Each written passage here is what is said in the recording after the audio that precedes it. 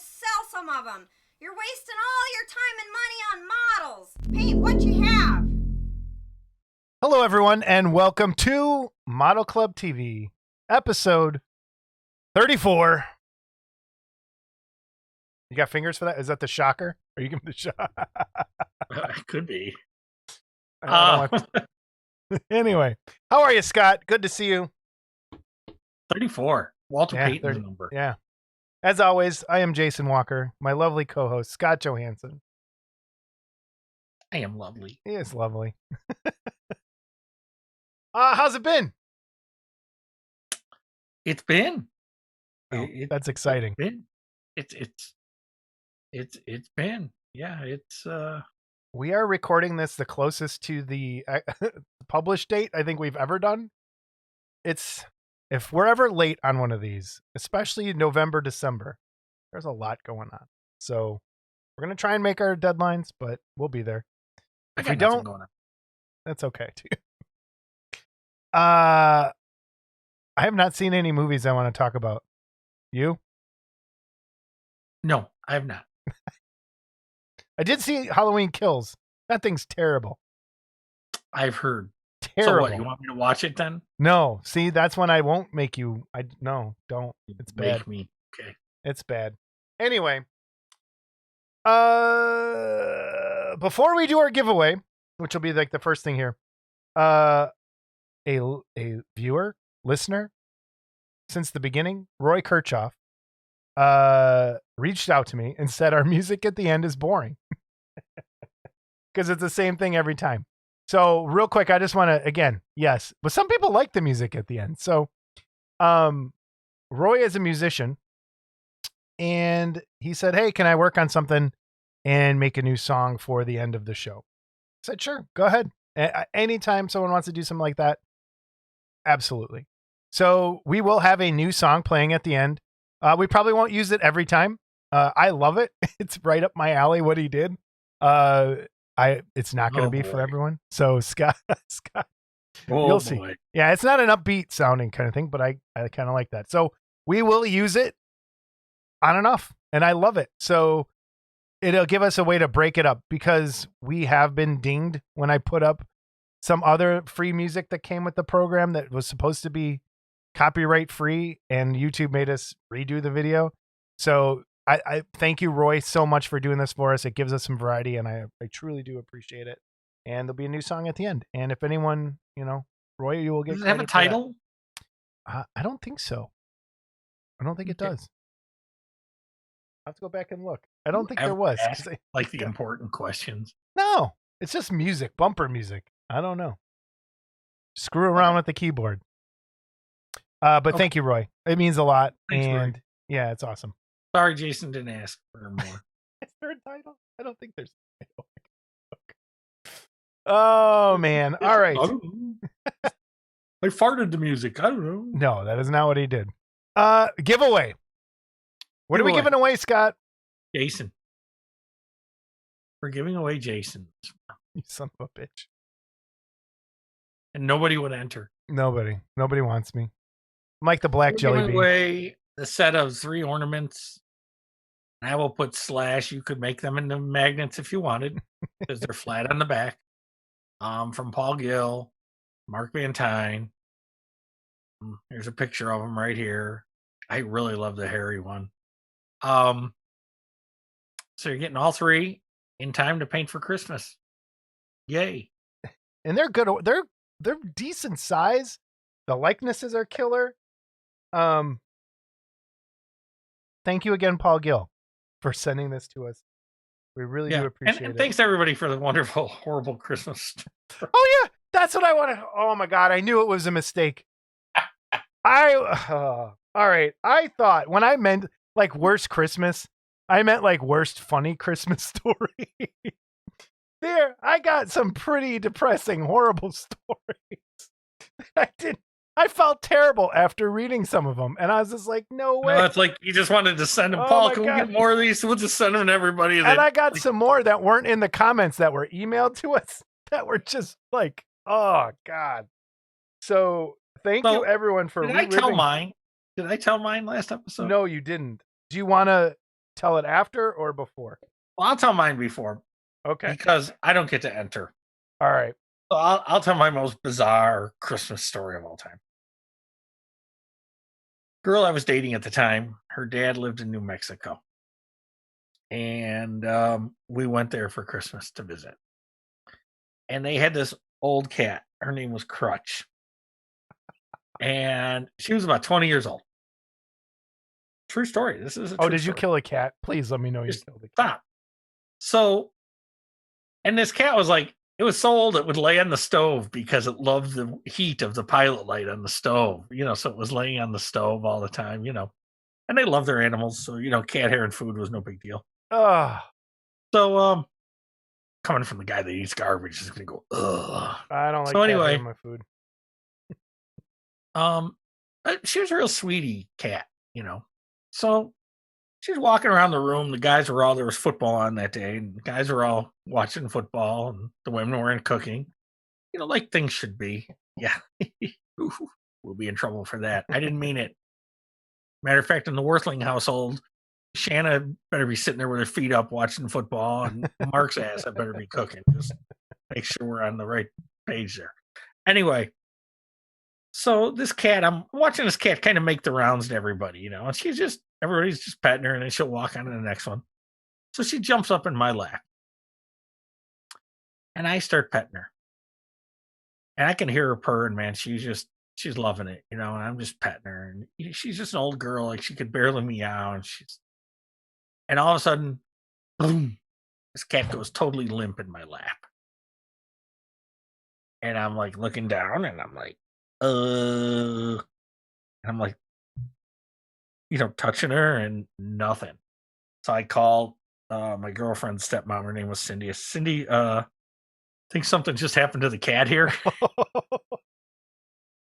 And she comes and grabs the cat off my lap, and as she's carrying the cat away, all the urine drains out of the cat. At that point, I know the cat's dead at that point.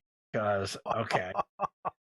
So here it was, Christmas Day. These people are heartbroken. They've lost their cat of 20 years. Grandchildren were there and stuff. And so they decorated a box for it. And my girlfriend's dad at the time, who was a super nice guy, he's gone now, but he was a super nice guy. He went out and started digging a hole in their backyard to bury the cat. And it's like, I went out and took the shovel from him. Like, I'll dig the hole to bury your cat. You're not digging it, So we had a whole cat funeral on Christmas Day and all that. But I will never forget that cat jumping on my lap and dying while I was petting her. So only me, right? Only me. So after that, people wouldn't let their kids near me for like 2 years. Like, yeah. Don't go sit on his lap. No. Oh God. No, but my wife can. Yeah.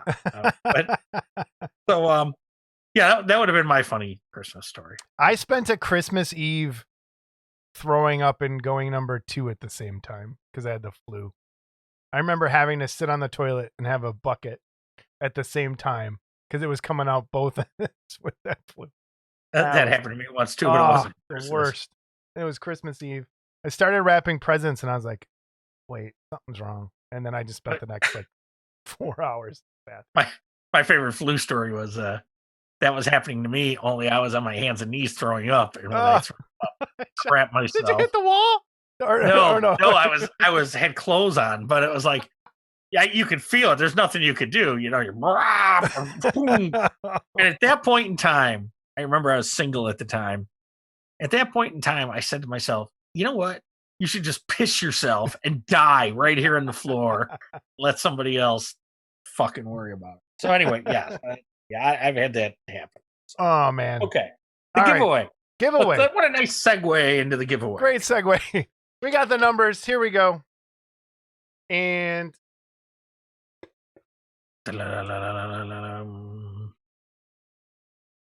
I'm not vintage. I'm grumpy. What the fuck is I'm not vintage? That's who won. That is a username from YouTube. So I'm not vintage. No, wait. I'm not vintage. I'm grumpy. You have won the ornament.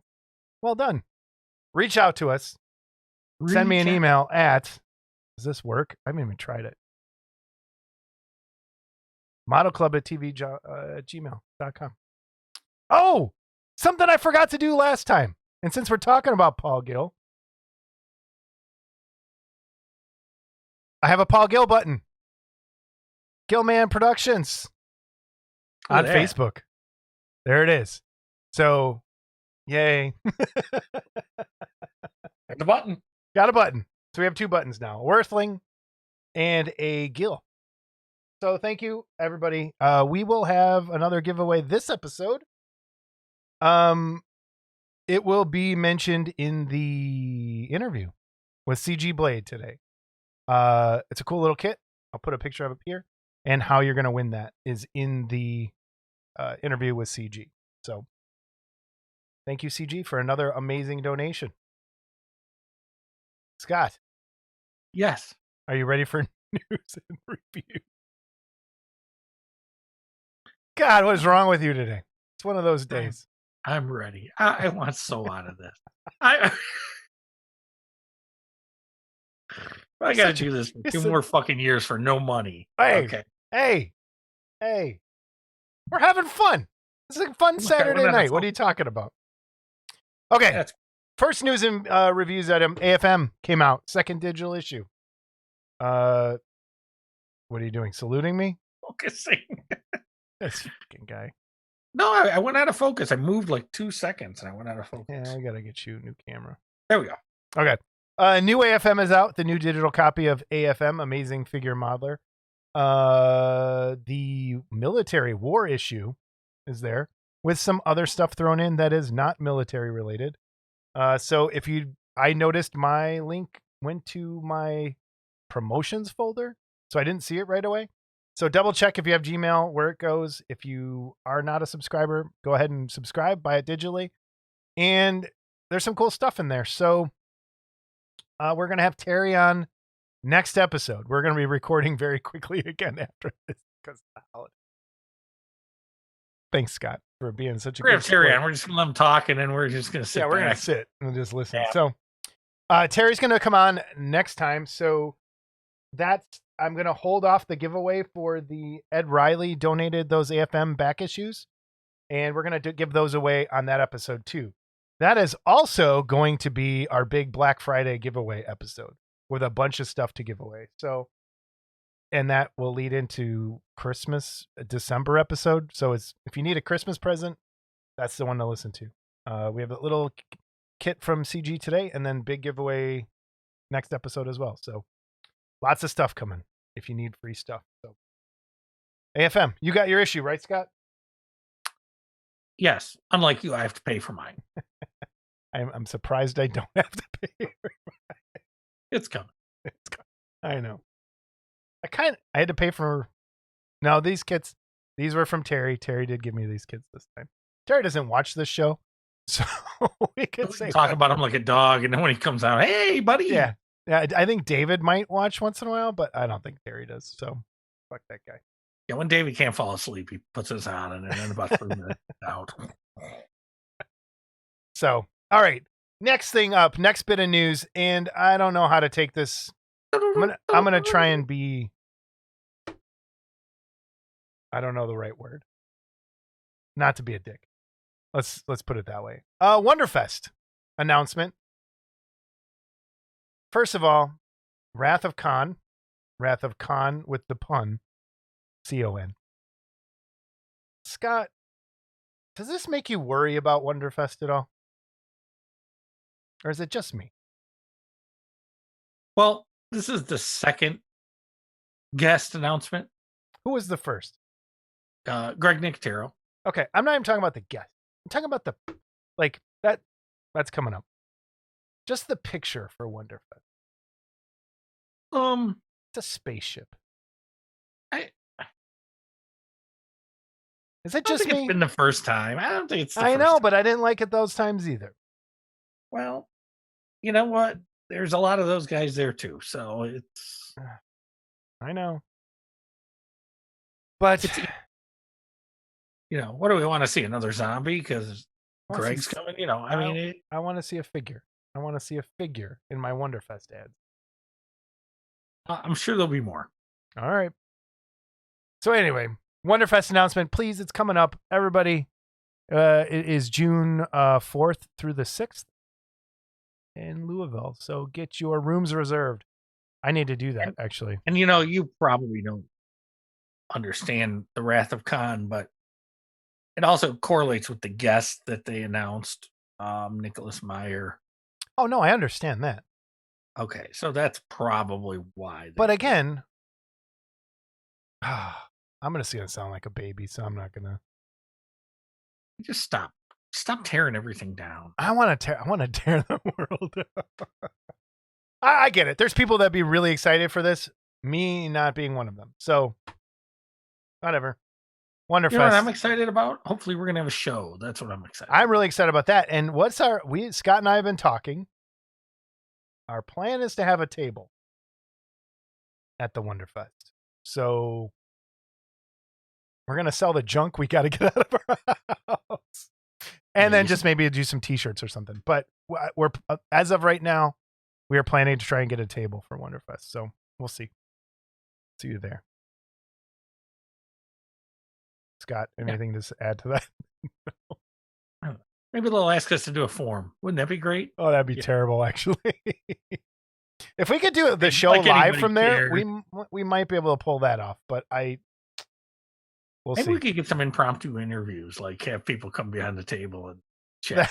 That would be awesome. That would be finally get Rotundi on, and we might be able to do that. So, Wonderfest, we're working on it. First up, kits that I saw for sale. Vince Herman of Saturn.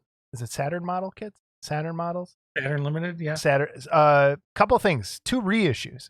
This is a kit that I've always really liked. My friend Tom has had this sitting in his house since '99, and I always kind of hoping he'd give it away at some point to me. But they're re-releasing this Eve, the Dark Angel resin kit. I have a feeling by the time people see this, the deal will be over with. It's a 1/5 scale figure of a demon chick holding a severed head. Cool little piece. Nice throwback to the early days of the Garage Kit land. Not early days, but the heyday of Garage Kit. Nice little piece. $100. Normal price is $165. Hit him up on Facebook. I saw this on there and I think I might try and take advantage of that. Where'd you see this? He had posted it in a couple different places. I think 3 of the groups I think I saw it in. Maybe Resin Maniacs, maybe Resin Friends, or Resin, the buy and sell Garage Kits one. Okay. I think. And same with this next one he's got is Deadly Bite. It's a reissue from a sculpture by Joe Simon. I can't remember who originally put this out. But I have this kit, but I'm missing the arm to the girl. I think Lance had given me this a while back. This is a really big, nice piece. The base, I think I just boxed it up the other day. That base is huge. It's a really cool spider figure and great little monster. But yeah, again, from Saturn. Check them out. Hit them up on Facebook as well. And Saturn LTD model kits. Deadly Bite coming back. Nice kit. Nice kit. And I but I think we've talked about it before, but I don't think we've talked about it since it's like ready to go. From Pestilence Labs, Earthbound Studios. And I think a combination of Pestilence Labs. How were they doing this? Am I totally lost? We'll have to wake Worthling and ask him. Is this an actual Earthbound kit or was it a Pestilence kit? I don't remember. I'm not 100% sure either. Now I'm seeing it with an Earthbound Studios. I know. I thought it was a Mark kit. Uh-oh. Anyway.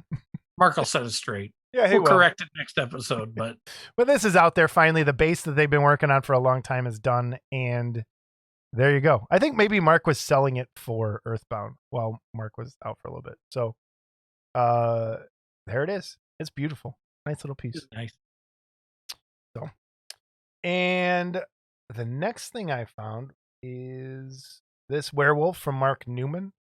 Great werewolf sculpture and lots of pieces. I know he's almost sold out of it, I think. Price is a bit high. I think. But he said they ran into production costs, and they were higher than expected. Shipping costs too, and shipping and all that. So it's an expensive kit. Total collector's piece. I think Mark Newman has done some of the best garage kits that you can. Moonsinger is one of my favorite kits of all time, and this is right up there. Another really good werewolf. So check it out. I've seen this all over Facebook as well in the different groups, or just look up Mark Newman and try and get yours before they are gone. We're continuing with me, huh, Scott? You go, boy. Okay. In the 3D printing world, realm of things that I've got, I picked up this golem. And for anyone who knows, Scott, we forgot. I forgot something. We forgot to wish happy birthday to somebody. Who? Peter Jackson. Sir Peter Jackson and I share the exact same birthday, and I can't believe I forgot to tell you that. Explains everything. Peter Jackson and I both have Halloween birthdays. So happy birthday, belated birthday to Peter Jackson. If you're listening ever, again, we'd love to have you on. I would love to. I would love to have him. But anyway, this golem, I found Scott, actually, the nice guy that he is, I would not have seen this. Forwarded this over to me, being sold by Adolfo Sepulveda. He's on Facebook. You can find him there. He's also on ArtStation. I'll leave all links before, but I printed this golem. I wanted to get it done for today, and I printed it. Didn't change the size. Didn't do anything. The torso came in one piece. It was a bit tough, but oh man. For anyone that knows me, Gollum is like, I don't know. Scott, what's your favorite character? It ain't Gollum. I know. But I love my Gollum stuff from the cartoons, from the movies, everything. So this thing it came in, it's really just 4 pieces, 5 because of the skull, and it printed out gorgeous. There were no problems. That's all one piece you printed. Yeah, oh man, it barely fit on the plate. When I first saw it, I was like, oh, how am I going to print that? There's no way. But it did. I got it to angle right, and that's almost 6 scale. I'm guessing it is. I think it's supposed to be quarter scale, and I have the Sideshow Golem statue, and that's I think 1/5, and it's a little bigger. So what'd you pay for that file? This was $20, I think. What it cost you to print? Cost me maybe 10 or 15. Okay, but so I guess I just look at that and go, if that was a resin kit, this would be $200. Easy. I would think, because yeah, I mean, there's no way you'd have to do the arms separately, right? It would be a lot more pieces, a lot more work to do, put it together. And the detail wouldn't be there. And because in a resin kit, this is always my problem with Gollum resin kits. I don't think that'll zoom in right. But his teeth. Wait. There's stop right there. Yep. So his teeth are all in there, are all in the right scale. In resin kits, they never turn out right because they're tiny little just broken teeth pieces, really. And they're never, ever going to turn out right. But this is just, Adolfo did a great job. And if you go and look at Adolfo, I'll put a picture up here. He has amazing other stuff. I think he does stuff for companies and statue companies. But he has a X-Men Cyclops coming out that just is. Does he have a little schmegel under his smeagol there, or what? What's going on? He has under his tunic. So you look. Of course he looks. You know why? Because he's a creepazoid. That's why. He's a fucking creepazoid. I had to look because I had to print it this way, so I know what's under there. And he has just a strap. Huh, just a strap. So, but that's my biggest problem. No golem bung. Hold on. How do I say this without sounding? Anyway, I like my wieners on my stuff when there's supposed to be a wiener. If there is supposed to be a penis, there should be a penis there. It bothers me when there isn't. So yes, he's never here when we need him. I know. Okay. All right. So let me explain this. So Simon Lee sculpted one of my favorite kits of all time is Butterball. I'll find a picture of it. I'll take a picture. And where it has the big fat naked guy sewn to the back of this other dude. But there's it's a naked guy. There should be a wiener. So I sculpted a wiener on there because there should be one. And the front of it, I sculpted like it had been removed. I went and changed it a little bit so that it had like a reason. So in a Patreon that I'm on now, he just released a predator with a victim that's been skinned, that the predator's holding like a victim. It's a naked guy, but it looks like a Ken doll. And that bugs me because that's not what it would look like in real life. Sorry. I just want things to look real. It's not about, I'll move on. Adolfo, great job on the golem. He does do some nice work, though. There's some great stuff. Yeah, I'll put his links up there too. Yes, and then the next one that I'm currently printing right this very second, that I also got off of a fundraiser from a guy, and it was again $20.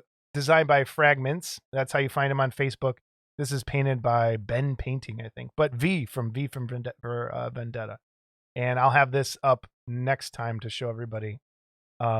Great little kit. Check him out. It's Fragments on Facebook, and you can find stuff through him. Is the cape one piece or two? I have not looked at the cape yet. Oh boy. I know. I'm printing the body right now. I have the base, everything supported. I have the torso, the legs, everything but the cape supported right now and ready to go. Oh, here's what's going to happen, everyone, because he's an idiot. Okay. Oh, really? I'm an idiot. Let's go. All right. Tell me what's going to happen. So when you get a 3D file, okay, at least when I do, I look at how the parts breakdown is and I say, what's the biggest part? And then I throw it into my program to make sure it's going to fit in my printer. Oh, yeah. Normally I do that. I forgot. And so what's going to happen is... Wait. Let's do this live in real time. All right? He's going to throw this and find out that there's no way this is going to fit in his printer. And he will have printed the whole figure. Oh, no. Let's do this in real time. All right. Hold on. Keep talking. Because he's a moron. Actually, I forgot about the cape. I totally... Uh-oh. All right. Good. This is a good sign. The cape is in 2 pieces. Okay. And it probably is a good sign. I figured it was because I can see a slight seam line on that photo. Uh-oh. Oh, no. I'm good. I'm good. All good. Okay. You were sweating for a minute there. I was. Oh, that would have sucked. I was actually sweating. Well, so the Frankenstein Jr. I printed. Yeah. Okay. I looked at all those pieces first, and the base was the biggest piece. So I stuck the base in Chitu box, and it was like there was no orienting that base to fit. Yeah. So I had to knock that thing down to 75% and print it that way. And it's still a foot tall. It's still a good sized kit, but that base barely fit at 75%. So for all you sculptors out there, when you are sculpting this stuff, try to keep the dimensions of these printers in mind. And I think a lot of them do, because a lot of them kind of fit into the Saturn footprint. Well, actually, I noticed I'm on a new Patreon. I'm hooked. Like, I have a problem. I think I'm on 3 right now. Was on 5. But they have different files. They've scaled them down for you. That, you get ones that are scaled for the Mars and then scaled for the Saturn. They have them already to go. So it's there. But it's really not that hard to do. It's just you have to figure out the percentage, and then you have to make sure, because I did this too. There's a couple pieces I've printed bigger. The paw rug from the Hillbilly Bears and the mummy from the Groovy Ghoulies. And I went downstairs and I had the paw rug, and the head was real small and the hat was huge. And I'm like, what the fuck did I do?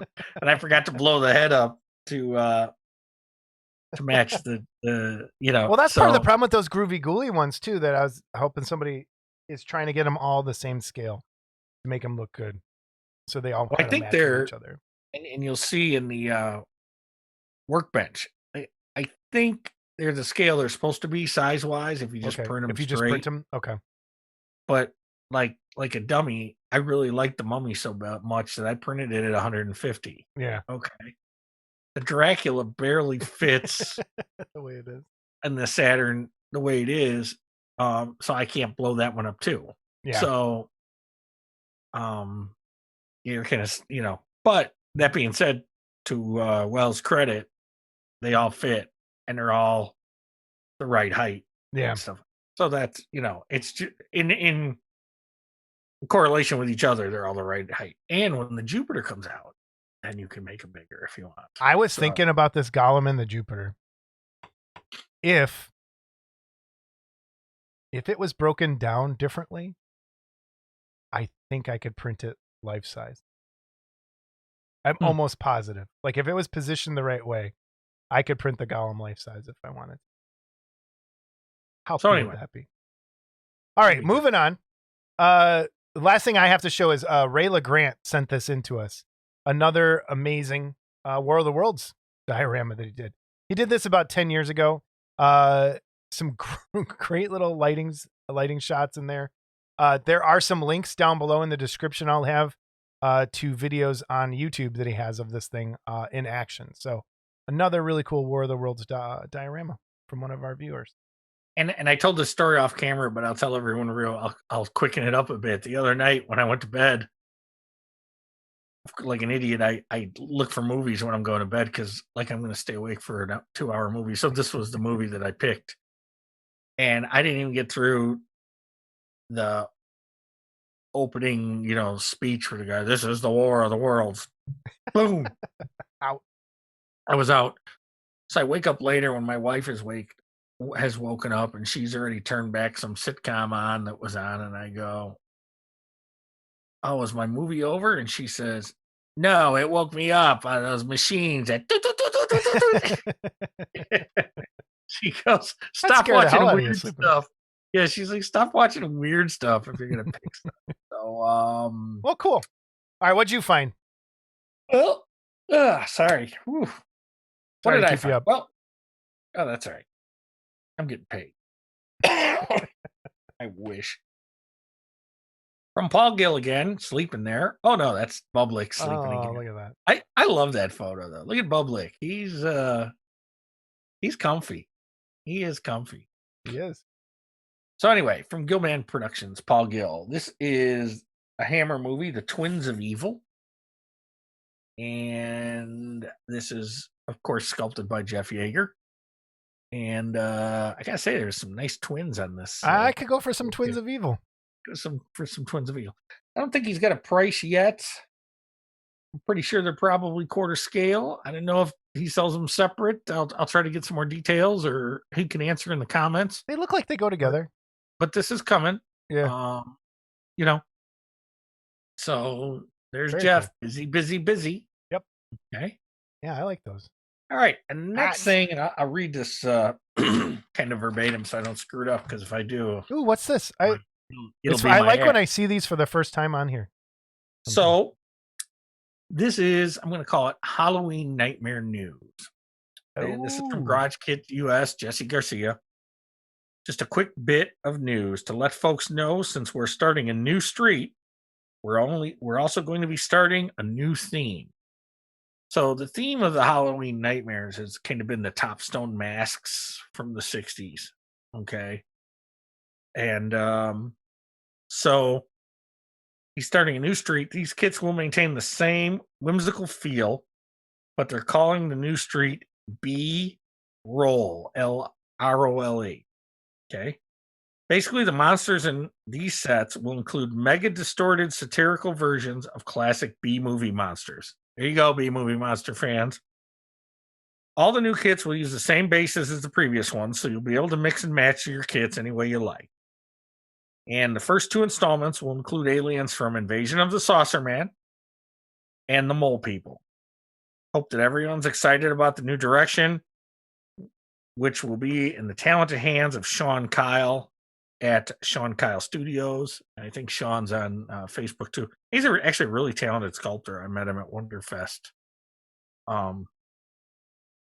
So these are the first 2. This is the Invasion of the Saucer Man. And that's the kind of the drawing. Yeah, okay. I like it. And then the The next one will be the Mole Man. I like the Mole Man coming out of the sewer there, in the pumpkin. And it's like she's playing whack-a-mole with a hammer. So that's kind of cool. And they're thinking for future installments. And none of this is written in stone, so it could change. It the Terror from Beyond Space, Hideous Sun Demon, Roman Extension XJ-2, aka Robot Monster, Devil Girl from Mars, Attack of the Giant Leeches, just to name a few. So, oh, that'd be cool. Robot Monster would be cool. That's so a great idea. Continuing that line and starting a new street, and there you go. So, really cool. Thanks, Jesse, for sending this in. Yeah, thank you. I was giving everyone shit about not sending us stuff. And, You guilted people into saying. Yeah. Well, no, not everyone, because the next one I had to go find. But yeah, go drag it out of them. Yeah, I had to go drag it out of them. So the next thing I found, our good friend Rob Rotundi at Needful Things. And this is James Caan from the movie Rollerball. I believe this is sculpted by Lace Lee. And if it's not, we'll correct that as well. But I know Lace is doing the Robin Hood for Rob. So I think he sculpted this too. Okay. And it looks like it comes with two options as far as the head. You could have it with the helmet without. And oh, this is cool. Yeah. So there you go. That's some great news. Wow. Okay. That's so that's coming from Needful Things. Okay. At some point, someday. Because it's Needful Things. Again with the yawns. And, I'm going to skip ahead in our slideshow and I'll go back because the last things are digital.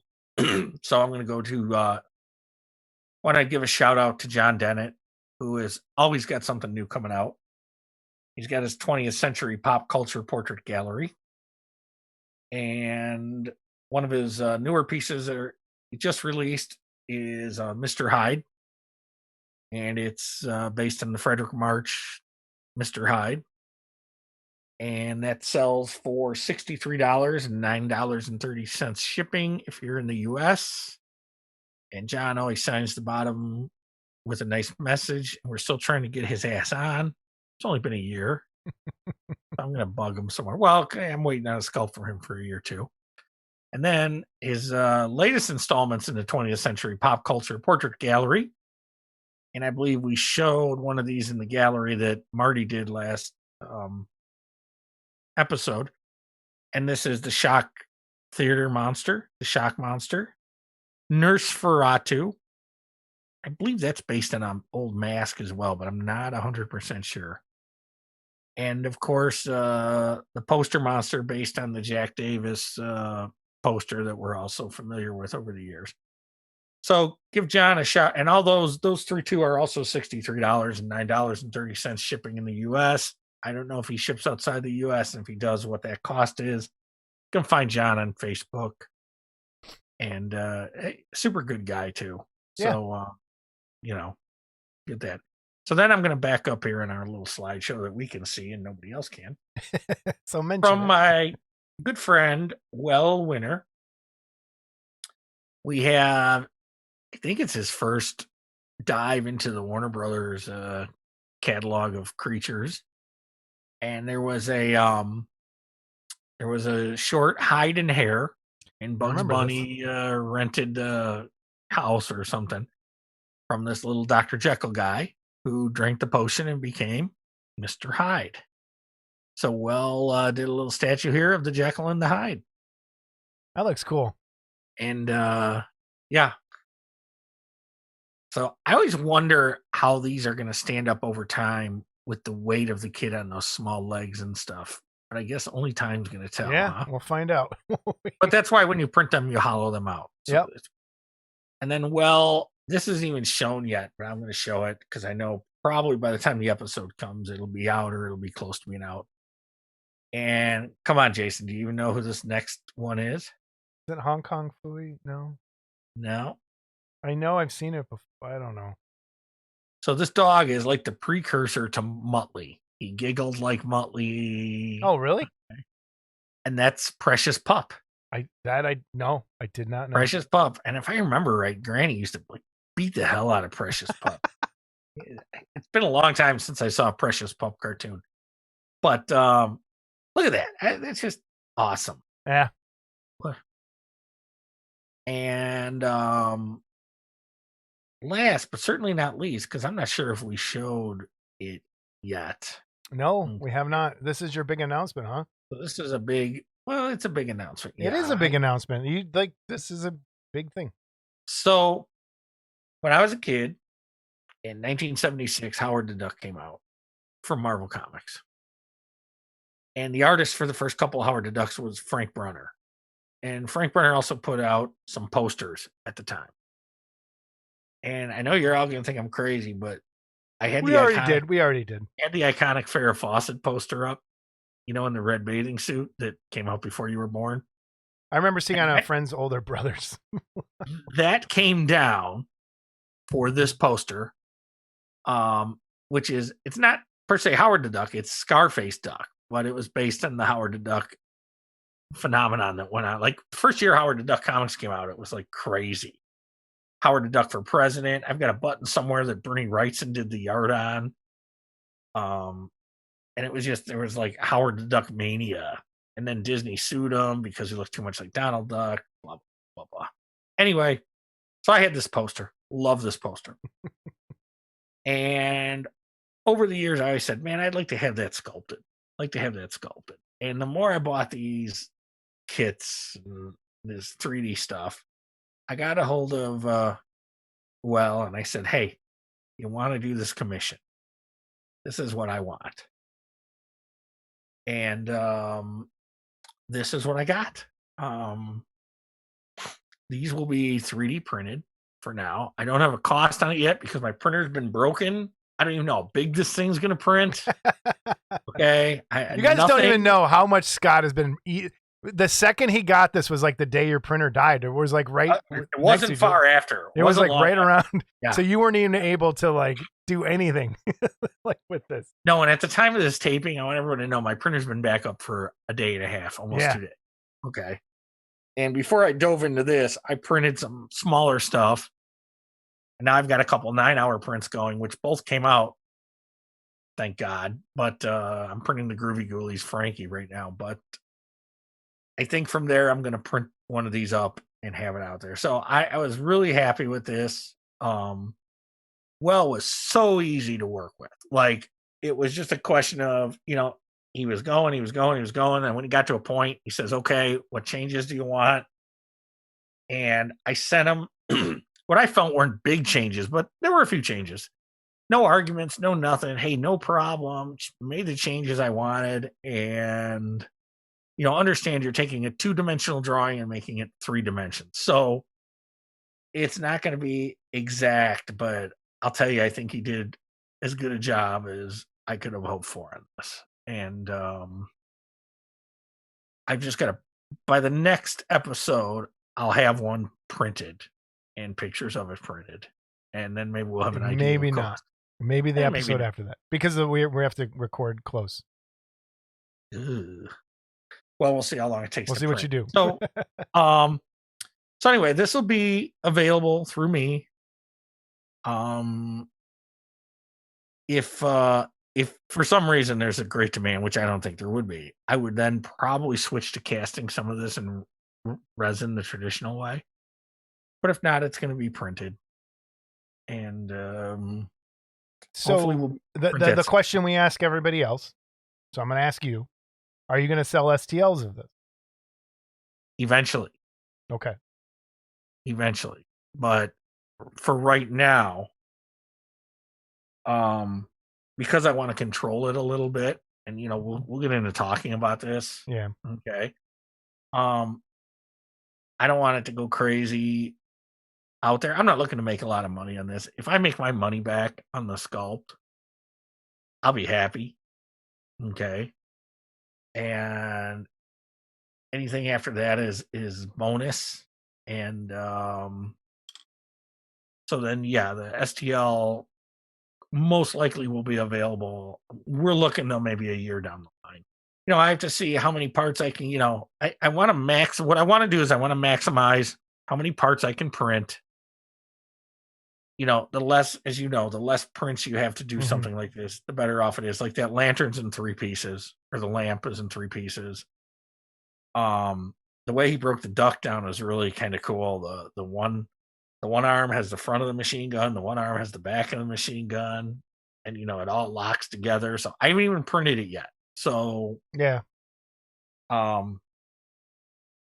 the stuff in the wanted poster is going to be etched into the print, so you will have to paint it. Maybe we'll do decals. I don't know. Okay, but it's most likely going to have to be painted. Okay, and those are all separate pieces too. Those are all separate pieces. The poster and all that will fit into the wall. So congratulations. I know this has been a big thing on your mind for a long time, and to see it actually there, ready to go, is that's a big deal. Congrats, man, and good job, for this. Like, Well is awesome. Yeah, Well is awesome. I think he misses me because I've always sending him pictures of stuff I'm printing of his. Yeah, and for the last month, now we did have this going at the beginning of it, but I haven't communicated a lot because I haven't been printing anything, and so I repaired my motherboard on my Saturn. I'm still waiting on my new one, but I repaired my old one and started printing, like I said, the night before last. And it was amazing to be printing again. And it's like, I had to get used to the way I was doing stuff and, the movement, because I had a specific, and this too, probably. You have a specific way you do things where, okay, here, I take the cover off, I put it here, I do this, I lay this paper towel down. I mean, it's, you get in a rhythm. And so, I kind of had to get back to that. And, well, cool. I'm excited for you. That's so, I'm hoping, we'll see. Maybe I'll have one printed by next. And we might have them at Wonderfest. They'll definitely be at Wonderfest. Yeah. So, and I have so much other stuff to do by Wonderfest. It's crazy. Yes, you do. Get on it.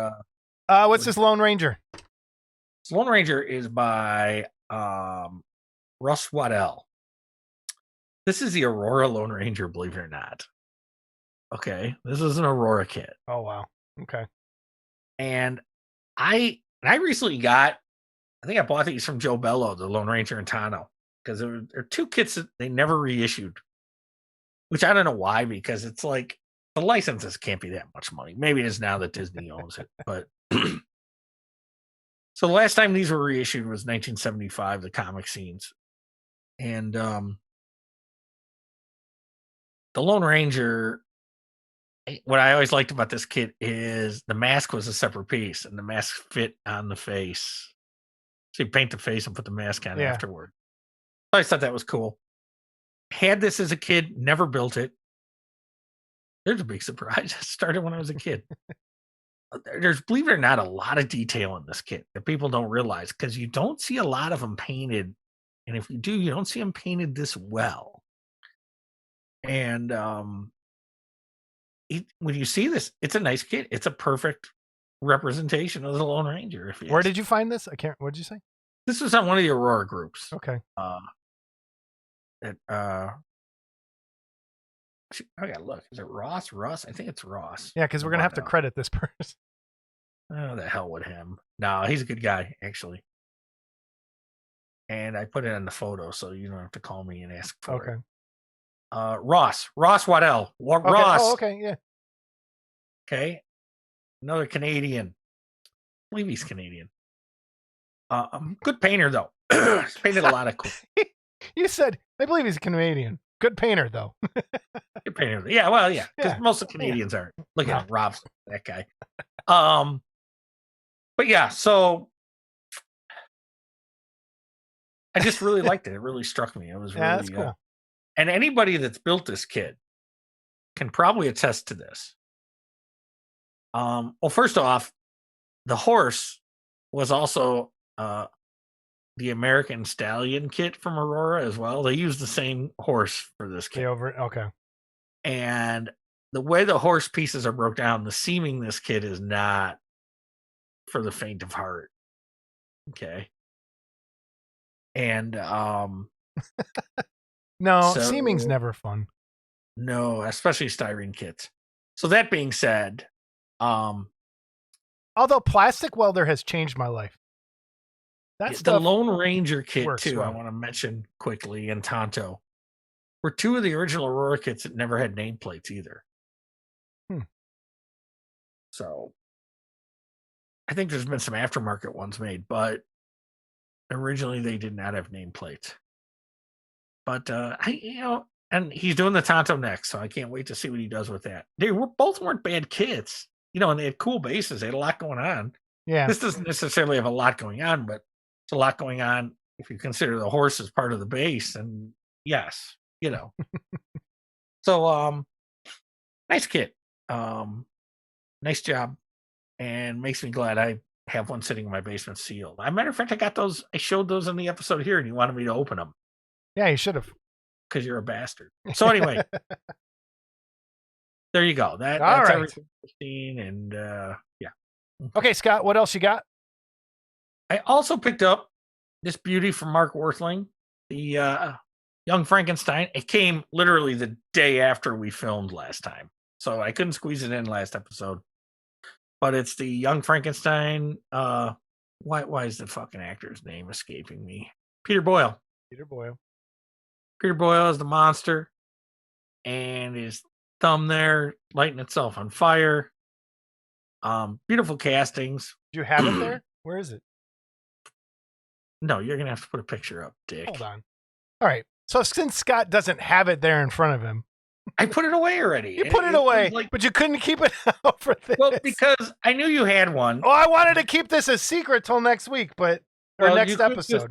Keep it a secret still, and just say that you've got one too. Yeah, I didn't get one. Mark and Pestilence Labs has graciously given us a kit to give away. I didn't want to undo this, but I'm going to. Because I've been useless. Yeah, I'm kidding. There we go.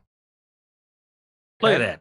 So this is one of the kits we're giving away for our Black Friday extravaganza. Hello, handsome. Look, listen, we can make them fit like my size. Right there. Okay, that's kind of cool, actually. Yeah, this is a great piece. So we'll talk more about it when I actually give it away next time, but we do have it. So Scott, continue talking. No, I love it. It was I couldn't decide what hand you can get it with. A translucent hand, I think you gotta, of course, pay Worthling another $50 for that or some bullshit. But you can get a clear hand for it, I think, if you want to light it or just want that look. I don't know. Or just a money making thing for him, who knows, because he's not making enough money. It's a good thing I like Shannon, because that guy's got to go. Well, look which one he gave us to give away. Oh, the clear one. There you go. So there's a clear one, or you can get regular resin. Notice how it's got regular resin fingers. That's pretty nice. You think he was there's trained a reason by for Brocar or something? No, well, there's a reason for that. He was getting an air bubble in there, so he's got to pre-fill that. So, another idea I helped give him, but probably won't get any fucking credit for. You bastard, Worthling. You bastard. Mark's a great guy. Everybody that doesn't know, I'm teasing with Mark because I love Mark and his wife, Shanna. They're awesome. Mark's been so good to the show. I don't know. Do they love you? That is really the question. Given what I'm paying for some of this stuff. Anyway, I just love to bust his balls because he tries to give me stuff and I won't let him. Yeah. Because of for the integrity of the show. Integrity of the show. This is a fucking loaded with integrity. Actually, I think we were pretty good at it. For free from anyone. And now I can't get this thing back in the box. Because you're an idiot. So anyway, yeah, I did pick that up. And it's really a great piece. I'm looking forward to the rest of them. Can't wait to see Igor. And I do want to pick those up too. Money. Stuff breaks. Air Well, compressor broke on me. Not my airbrush air compressor. My other. Anyway. Well, that's cool. Well, that's one of our giveaways.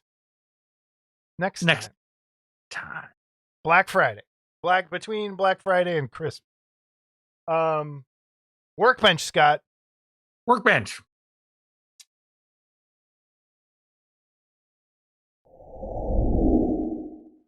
We have a guest workbench this time. Joining us again. This is Phil Kupka. You're not going to hear this. It's Phil Kupka.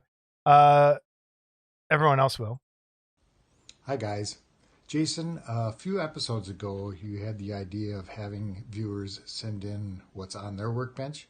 Well, here's what's on my workbench. Right now, I'm working on a couple of Outer Limits Sand Shark kits. First one, here's the dimensional design one, which is still available. I'm to the point now where I've got sub-assemblies done and all the pieces are primered and holes are drilled, pins are made. Now, originally, this kit didn't have eyes sculpted into it. Well, now they do, and so I had to Dremel those out so that I can insert these cat's eyes. The other Sand Shark kit that I'm building is an old Lunar Models one, and I'm to the point now, like the other kit, I have things sub-assembled and primered, pinned. I have some painting done on this one. I've got the eyes painted on the Sand Shark head. I've got the figures painted. So that's what's on my workbench, and if you stay tuned to the viewers gallery, you'll see these things finished painted. Thanks. Bye. Okay, so Phil is working on some sand sharks. That was great. We're gonna edit those in.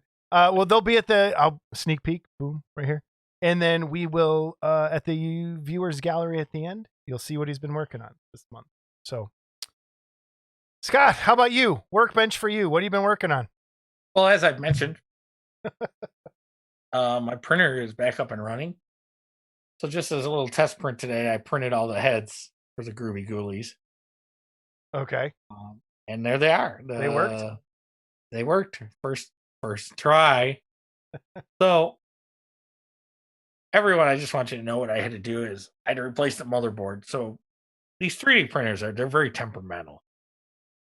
So anytime you do anything, you should probably. I just broke stuff. You're an idiot. You should probably recalibrate your machine and all that. But I did. I just put it back together and ran it. Idiot. I can't believe. And look at the prints though. Look at the prints I'm getting. Yeah, you get so lucky sometimes. So, if that were me, it would have never have worked. It would have taken hours to figure out why. So, well, because you fuck with things. I do. Okay. I like to tinker. All right. I've used the same resin since day one. It works for me. My settings work. Not like an idiot. I tried to buy some new resin, so we're gonna see. Yeah, we'll see if that. Yep. Now you'll see. Now we'll see what's gonna happen. So cool. I'm printing the Frankie, the body, and the base, and then when that's done, I'll probably switch gears and do the duck and get that shot. But cool. I can't wait to see all that stuff done. I'm behind. I know. No. I was like, this is another thing about my printer breaking is I was all caught up. Like, I'm waiting. All right, well, whenever you're ready, I'm ready to print something. And I was just getting ready to do something for Kenny Caruso. And my printer breaks. So there you go. But Kenny is bad luck for you? Sure. Either Kenny's bad luck for me or that Mummy Groovy Ghoulie was. Because that could be. Is that what broke it? And, yep. That's what broke it. Yeah. And it's still printed. I was printing the base and it still came out okay. So, but. Yeah. Did yours get really hot too, like mine? Yeah. Because we had this. Okay. Yep. And then we found out that our friend Tony Cipriano's has just puked up. For those of you who don't know, Tony is not mechanically inclined when it comes to stuff as far as printers. No. He is he's not the most patient guy in the world. He's the kind of guy that'll kill a fly with a mallet instead of a fly swatter. And it's funny to watch it go down. Oh my God. We'll leave it at that before Tony gets upset with me. We love Tony. And next episode, hopefully we can talk about Tony's got another ZBrush class coming out. Yeah, and sounds pretty cool. And I think you and I both bought it, or I bought it. I know, and Jamie, our friend Jamie, bought it. So I can watch that before I go to bed now and fall asleep. But instead of War of the Worlds, No, I like the first one was awesome. So yeah. I've been working on my workbench. My building bench back there is a disaster as always. I got like 5 different things going on. My one client finally reached back out to me. I was worried about him for a while because there's some stuff going on. But all he does is send me, and you can see him in this picture, is these Hall of Fame baseball busts. And he always tells me, turn it into this guy or into this guy, or make it look like a vintage player. So what I'm doing with those 2 baseball busts is I'm making them look like players from the teens, 20s, where their collars are turned up. So he wants me to add collars to them. He originally was going to have me tilt the hats, but he said no, but I'm going to add some hair to make them look more like the guys. But it's a great guy, and it's you the only guy. Change the hats though too? Do you? No, I have to carve off the logo on them and then freehand the logo and paint it on there. I think both do you these change the bills to be smaller or more round. I didn't, not for these. They kind of match the picture the way they are. But these are both going to be Cleveland players, I think. So it's just going to be a C. Oh, that don't matter then. Yeah, it's not like that St. Louis logo I had to paint one time.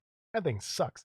But yeah, that's what I'm working on. And then on the bench, you can see there's a bunch of print stuff. And you could also see, I forgot to mention, I think like 2 episodes now, is when Robert Trock was on, he said to get a hold of Hotwire Foam Factory and buy some of this foam coat. So I bought some of that to try for styrofoam and making bases and stuff. And I also bought some of their styro goo to glue styrofoam together. Give it a try. So got that there. Have you tasted any of that stuff? Because I know you like to taste all that weird stuff, you know. I do not taste stuff. I get it in my mouth accidentally. That's what happens. Oh, yeah. I don't know your problem. I think I got super glue on my tongue once. This just smells like Elmer's glue almost. So just probably PVA glue. And then I was like, you can see on there, I printed, these are from Creepy Tables. He was having a Halloween sale and I printed up a bunch of, it's called Cozy. It's this awesome little bust. Can't get it on there right. And then he had a bunch of other ones. This girl in this Mexican hat holding a snake, which it's hard to see. And then another one, but that's what I've been working on. I got client work to do. So that's what's next. And I think that is the workbench. So we haven't progressed on the Castle Mare. Oh, I have. Actually, I have quite a bit. I've worked a lot more on the yellow highlights this past week. I'm going to start the blue and the green on the body probably tomorrow, actually. Well, I'll be editing this tomorrow. But but that should take an hour. So I just ask. How would I know? You don't give me control over anything. Okay. Anyway, our guest is CG Blade, longtime fan of the show, who started producing his own kits via 3D printing and some sites. He's a writer, accomplished writer, now has a major publisher behind him. We're going to chat a little bit about some legal issues with 3D printing and how he's doing in the business with that and just some stuff he's working on. So a great little chat with CG Blade here coming up. We appreciate him coming on. He's got a giveaway for us in there, so you kind of have to watch the interview to see how we're going to give away this kit. We are back with CG Blade. Thanks for joining us, sir. You are very welcome. Thank you for having me. First thing, we're a little late, but happy Veterans Day, and thank you for your service and your back brace. If you want, you want to tell that story to us at some point tonight, that would be. You want to tell everybody? That's a wild story. Real quick. That's a wild story. Yeah. You want me to do a quick story? Yeah, on that? do a quick.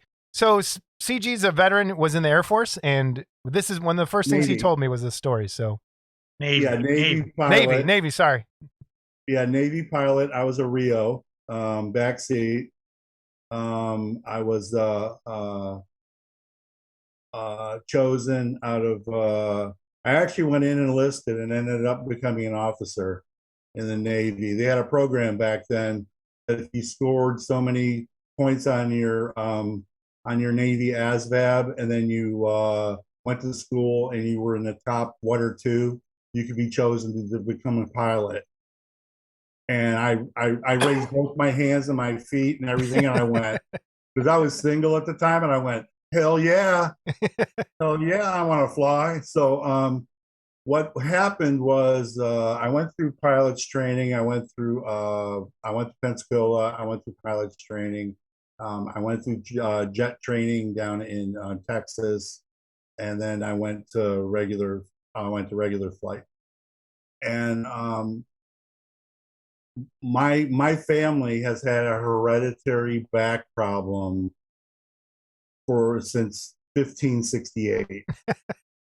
Okay, somebody did a one of my cousins did one of those what do you call them, the ancestry things, the DNA. Yeah, the ancestry tree, and found out that so and so was a woodchucker back in Germany in 1568 and had his disc blown out. So anyways, it's really wild. So since I was 19, I've been in and out of the hospital because my discs would all shift. And the only way to get them back in was they would pump me full of Valium, and they would let me lay for like 2 or 3 days till everything, the tension would relieve and my discs would all go back in. So I did that for like once a year for 20-something years. I went in the Navy, never told them I had a back problem because this is something that I really wanted to do. I felt like I had to do it. I wanted to do it. So we got struck. We had a bird strike over Colorado, and I was in a jet. And the scene that you see in Top Gun where Goose breaks his neck in the canopy. Yeah. Well, I don't know if you know this, but the canopy around where you're ejecting is thinner than the rest of the canopy. It actually, the molding of it is thinner, so that it's able to break away. Well, my head hit, and I came out fine, but my spine compressed. Oh, ouch! Yep. So I'm like, oh boy, something's wrong. I can just feel it. Went to the hospital for that. My flying days after that were over, which I was very saddened by. I got out of the Navy. Make a long story longer, Jackie and I decided, now this was in '89. Jackie and I decided in 2010 we were going to buy a whole new living room suite. So it's a snowstorm here in Ohio, and there's 4 feet of snow, and I've got a 4x4 piled full of furniture, and it's just her and I. When really we needed 3 large men and a baby to help us, right? So, we're taking furniture out, and all of a sudden I hear a snap, and I go, oh shit. And I'm like, she's like, what's wrong? And I'm like, that back problem I got? Yeah, I think it's back. Well, we unloaded everything. I went to work the next day. I worked as a robotics engineer about 20 miles from here. And I went to work. I got up out of my chair and could stand up. And I was parallel to the ground like this, walking. And I went to the president of the company and said, hey, listen, I got to go to the hospital. I said, something's seriously wrong with me. That was the last day I ever worked. Yeah. And it happened to be my father's birthday in 2010. And then the doctor went in, they did an MRI, they did the whole test and everything. And he says, you have 3 discs. that are nothing but pieces. They're just pieces of stuff. He goes, how are you walking? And I said, I don't know, sheer will. I have no idea, right? So he ends up he goes, what do you want to do? He goes, I can take them all out. He goes, or I can just try to pick the pieces out. And so we decided, let's just try to pick the pieces out for now. So 6 hours later, I come out of that surgery, and 2 months later was my sister's birthday, and I couldn't walk again. They decided to go ahead and take all the discs out from L3 down to S1, which is about, well, you're looking at probably a section about that big, maybe. Yeah. They took them all out, put rods and screws in, cages, everything, the whole 9 yards, and it just turned into a giant nightmare. Found out that the doctor that did my surgery was an alcoholic. We found out later on. He missed some screws. Some were loose. Pieces weren't put in right. Nothing like a good screw loose in your back. Sideways.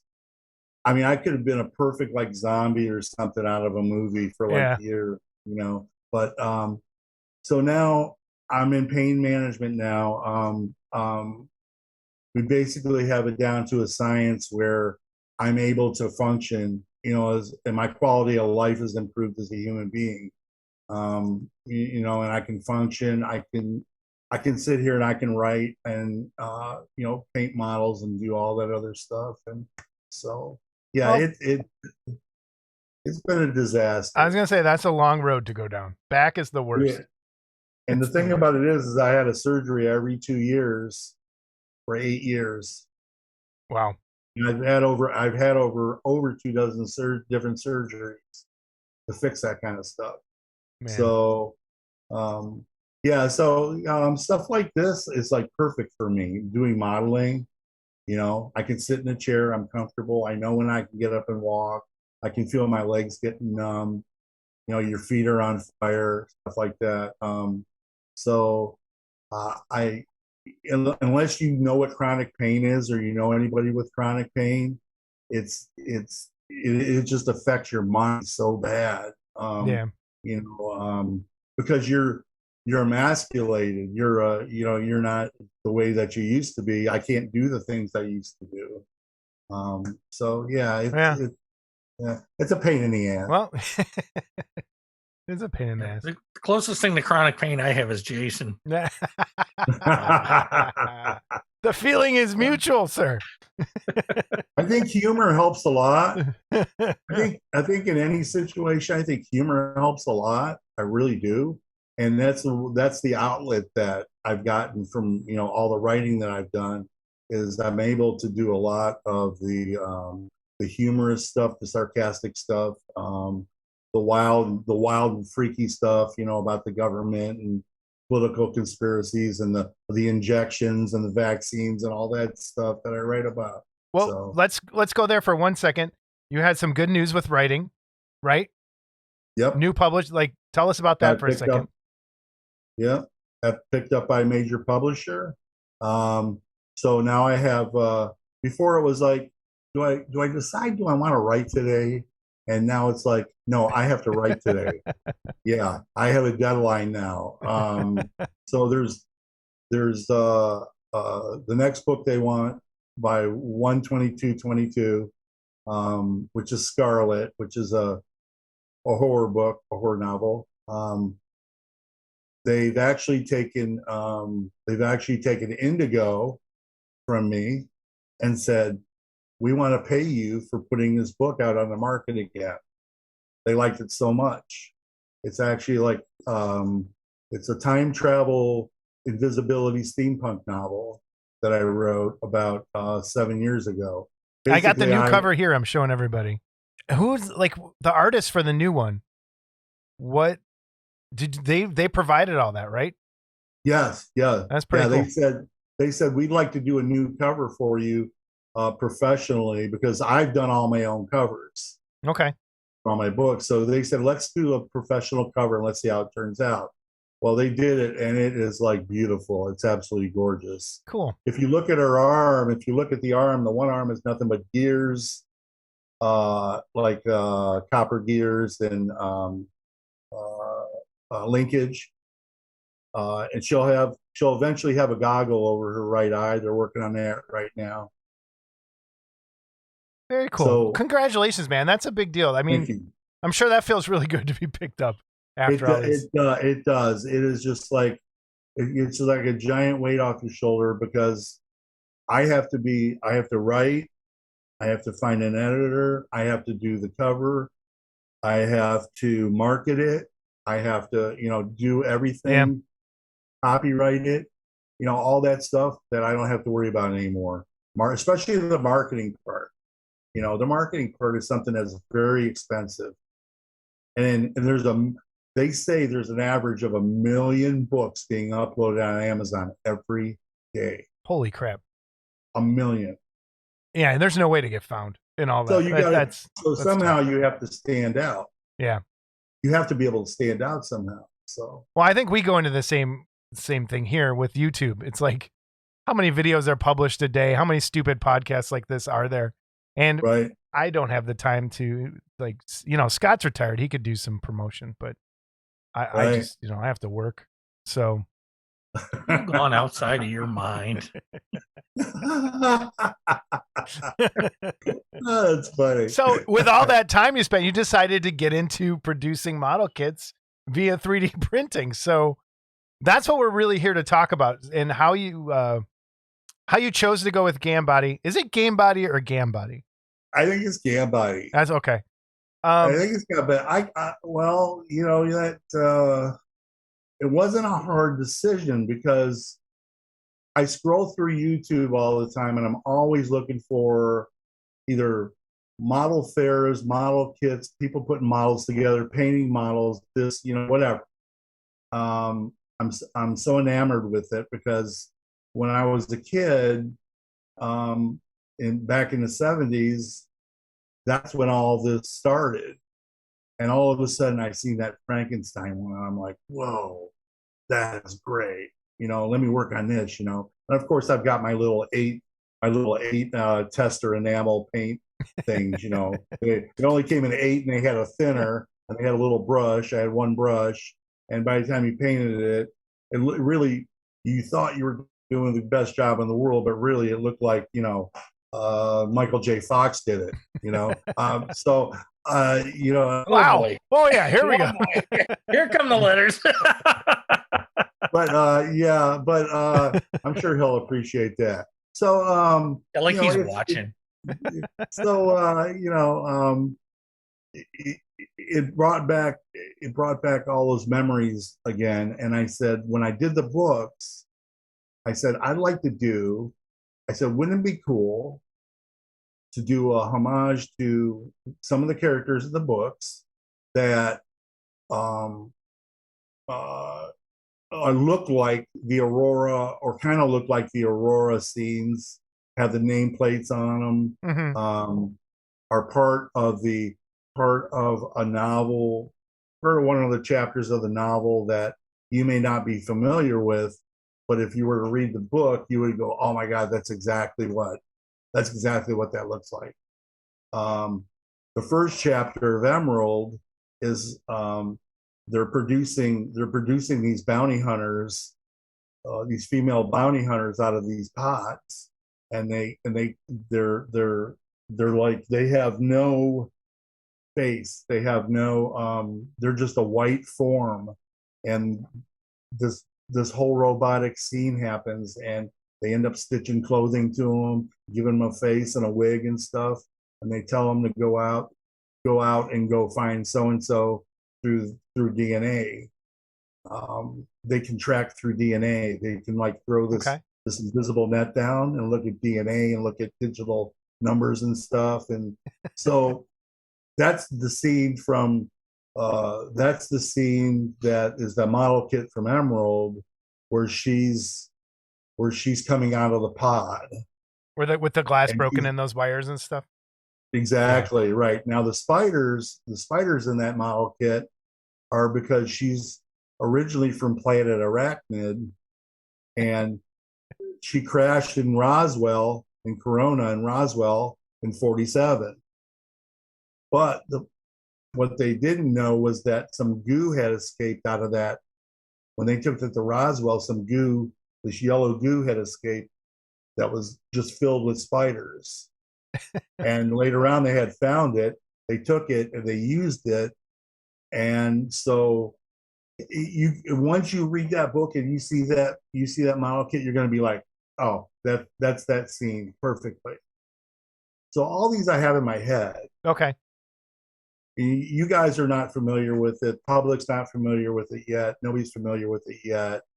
And, I know we've had these conversations where you say, and I totally agree with you that something that is not, that is new or is not in your psyche, in your head yet, will not sell as well as a Frankenstein bust or something else. Right. And that's what we got into a couple weeks ago with original ideas, original IPs versus stuff that's been out there forever that I already had as an audience like built into it instead of trying to build an audience for it. Exactly. So it exactly. is. And it's really, so for you, like, just, you can back up what I was saying. It's a tougher sell, like in terms of what you've sold. Yeah. Okay. Oh yeah, absolutely. I agree with you 100% with that. I agree with you. And what I'm hoping for is to have 5 of these done, at least 5. There's actually, there's 20 books. I want to do all 20 in this series. There's 5 that are being produced right now that I know I think I sent you pictures of. Yep. And then there's 5 more being produced after that. So I'm hoping to have, let's say, 5 to 7 done by Wonderfest. And they're not expensive. I don't think they're expensive. I don't think $100 for a model that's a 1/6 scale is expensive at all. No. I would pay that kind of money. And I even give discounts on Etsy. If you're interested in it and you ask me about it, I'll say, hey, I'll knock $20 off it for you if you want me to, just to get it out there. Okay. And I thank Rod Hickey for that beautiful paint job that he did on Crimson. Yep. That thing is absolutely gorgeous. When it comes down to pricing, I think $100 is that sweet spot that I think most people, when they're buying a model kit, can go $100. Okay, I can see that. Right. When you start to get past 100, it's tough. It's a tougher and tougher sell for me specifically. How have the sales been digitally, like through Gambody or some of that sales stuff? The sales digitally is very well. Okay. And also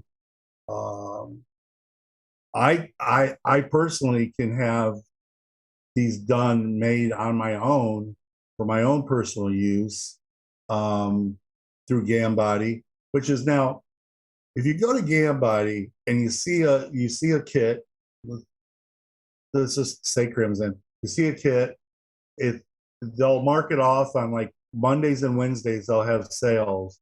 Well, there were 24% off. And the thing about Gambody is that they will allow you to pull those tabs down that we were talking about earlier about the sole proprietor and the personal use. And you pull that tab down and you click on that tab, what you're using it for. And then the files come up, and then you can download all the files. Once you download all the files, there's another button that says, do you want to have this made? It takes you to a website called Treat Stock. And what it'll do is it will download all your STL files or upload all your STL files. Download, upload, yeah. And then it comes up with a list of printers all over the world that want your work. Okay. So they're vying for your work, and it's almost like they'll start out like one guy will be $8. The next guy might be 13. Next guy might be 30, 40, 50, whatever. And they're all over the world, and they're hoping that, you know, that you get a project made with them. I've done it a couple of times with a couple of these guys, and they turned out wonderful. Okay. With no problems. But yeah, if you order through Etsy, if you order like Crimson or any of the other kits through Etsy, those are being made out of England, out of Shop 3D. Those are the people that actually took my 2D digital prints and turned them into 3D. Okay. So, how is Gambody specifically? Because that's the one you have experience with. How are they protecting your files? And let's get into some of the legal issues, because that's a conversation Scott and I are going to have as well on this episode, is the legal side of all of this. Who owns what? Who has the right to print what? How do you know who has the right to print what? And how do they help you? Like, in terms of managing because these are your IP. I mean, this isn't like you took a Superman and you're trying to make a Superman. This is your stuff.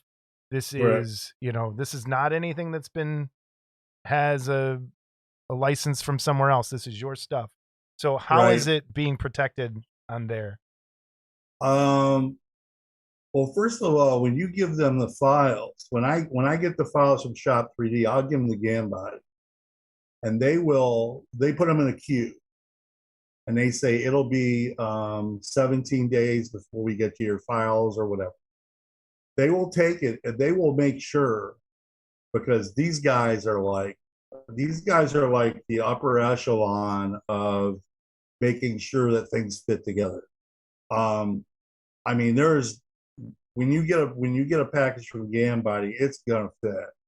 You don't have to worry about lines, seams, stuff you got to sand and putty and all that other stuff. I did have the one time, and this is just to back that up, kind of what you're saying. I had bought a mech, like from Mech Warrior off of there, and there was a problem with one of the files. It was hollow when it wasn't supposed to be hollow, and so I messaged, and they fixed it within like overnight and reposted that file for people. So it was able to be fixed. I'm amazed at I mean, they're in England also, and I don't know what kind of studio they have or what kind of setup they have, or I don't know. Yeah, but they must have a room full of AutoCAD dudes that are sitting there with all these 3D files, and all chained to a desk. Autodesk, whatever. And but it's amazing. They'll give it back to me. They will print it out and they'll show me. They'll say, how's this look? And I go, oh, looks good. Okay, looks good. Okay, here's your files. They send me the prototype. Here's the files. You're all set, ready to go. And then they say, let's talk about price. Okay. What do you think we could sell these STL files for? And I'll say, I don't know, let's start at $40. Okay. Every time somebody buys one of those files, every time somebody buys a set of files, I get 50% of that. And it goes into like a kitty fund in my Gambody account. I can use that to buy other stuff, which I've done a lot of. Oh my God. Oh God. And I know because I sent you one for the giveaway tonight. Yes, you did. I sent you one for the giveaway tonight. And I'm like, stop it. So I got a problem too. I got a problem. Same problem, buying stuff. I got a problem. Yeah, this 3D printing thing is it's out of hand. So. You think it's out of hand? It is for me. For what we're buying. No, I love it. I love it. I'm worried about the future of it. Not worried about the future of it. I'm worried about the impact on the garage kid hobby, and I'm worried about. There's so much I'm worried about, the thievery that I see, and Jason mentioned to me in the last episode I busted Etsy, and I didn't mean to bust Etsy for the legitimate people out there like yourself, but I was on Etsy last night looking at files that I bought for $15 on CG Trader or whatever. And there's guys on Etsy selling the same file for $4. And it's like, you really got to make that $11 that much. I mean, you really got to do that. Okay. And it really frosts my ass because it's like recasting in the garage kit. It's almost worse than recasting in the garage hobby. Okay. And this is what keeps a lot of guys, you know, and we talked to Tony Cipriano quite a bit. And one of the things he's concerned about if he sells STL files, how do you keep it out of thieves' hands? Okay. And there's almost no way to do it. Once someone has it, they can put it out there if they're scumbags. Right. Okay? And there's a lot of scumbags. There are a lot of scumbags. I think you're right. And I think right now, I think it's like the Wild West. Yep. It's like the Wild West right now. And I think it needs to be regulated. And what we were talking about with the copyright here, and I'm a small business. I'm a small business and sole proprietor. So I am allowed to, here's my sole proprietor, okay? And then we've got small business, extended permission for small business. Okay, now if you are just a regular Joe and you have STL files of Gambody, you're allowed to print 3. That's it. You're allowed to print 3. You're not allowed to sell the STL files, and you can only give it to charity. You cannot sell it. That's on their website. You can see, only when give you it to sent that to charity. me today, I was blown away by the fact I didn't read the part where it says you can only print 3 for yourself. Yes. So that's great. Like that's new info to me. Yeah. Now, if you are a But then how do they know? How do they know how many I printed? I heard, now I don't know if this is true or not. I heard that they're going to start putting some type of code into these files that are going to start counting this stuff. Really? Okay. Yeah. Now, I don't know if that's true or not. Don't take my word for it because that's just something that I read. And I look at it and go, once it's on your computer, man, it would be hard for them to regulate it. Once you've downloaded it. Right. Now, I go through the same thing with ebooks. Ebooks are the exact same way, but there's buttons on Amazon that you can click, okay? And there's 2 buttons. One is a DRM button, which is your digital rights management. That's for me. Do you want to incorporate digital rights management? In other words, once somebody gets that ebook, they can never give it away or copy it. This is the real thing. And the other one at the bottom of the page is, do you want to loan this book out? Do you want to allow lending for this book? And what it'll do is if you check yes, then Mary reads my book, and then she says, hey, Susie, do you want to read Chris's book? And then she's allowed to have it for 14 days, and then it disappears off of her. It disappears off her Kindle and goes back to the other person. She has 14 days to read it, or it goes back. So they're already doing this. The Kindle and Right, exactly. So they're monitoring the ebooks electronically, and I don't see why they can't do this with these files, if that's true or not. Now, if you're a sole proprietor, you're allowed to sell 20 of anything on Gambody. Like if I buy my sweetheart here, 7 of 9, okay, and I have her printed, I can sell 20 of her. If I'm a small business, I can print and I can sell 100 of them. Do each of those licenses cost more though? Like, is there a okay? If I want to buy a sole, to sell 20, do I pay whatever? Let's say $100. Where if I'm a small business, do I pay $150 and I can do however many? How does that work?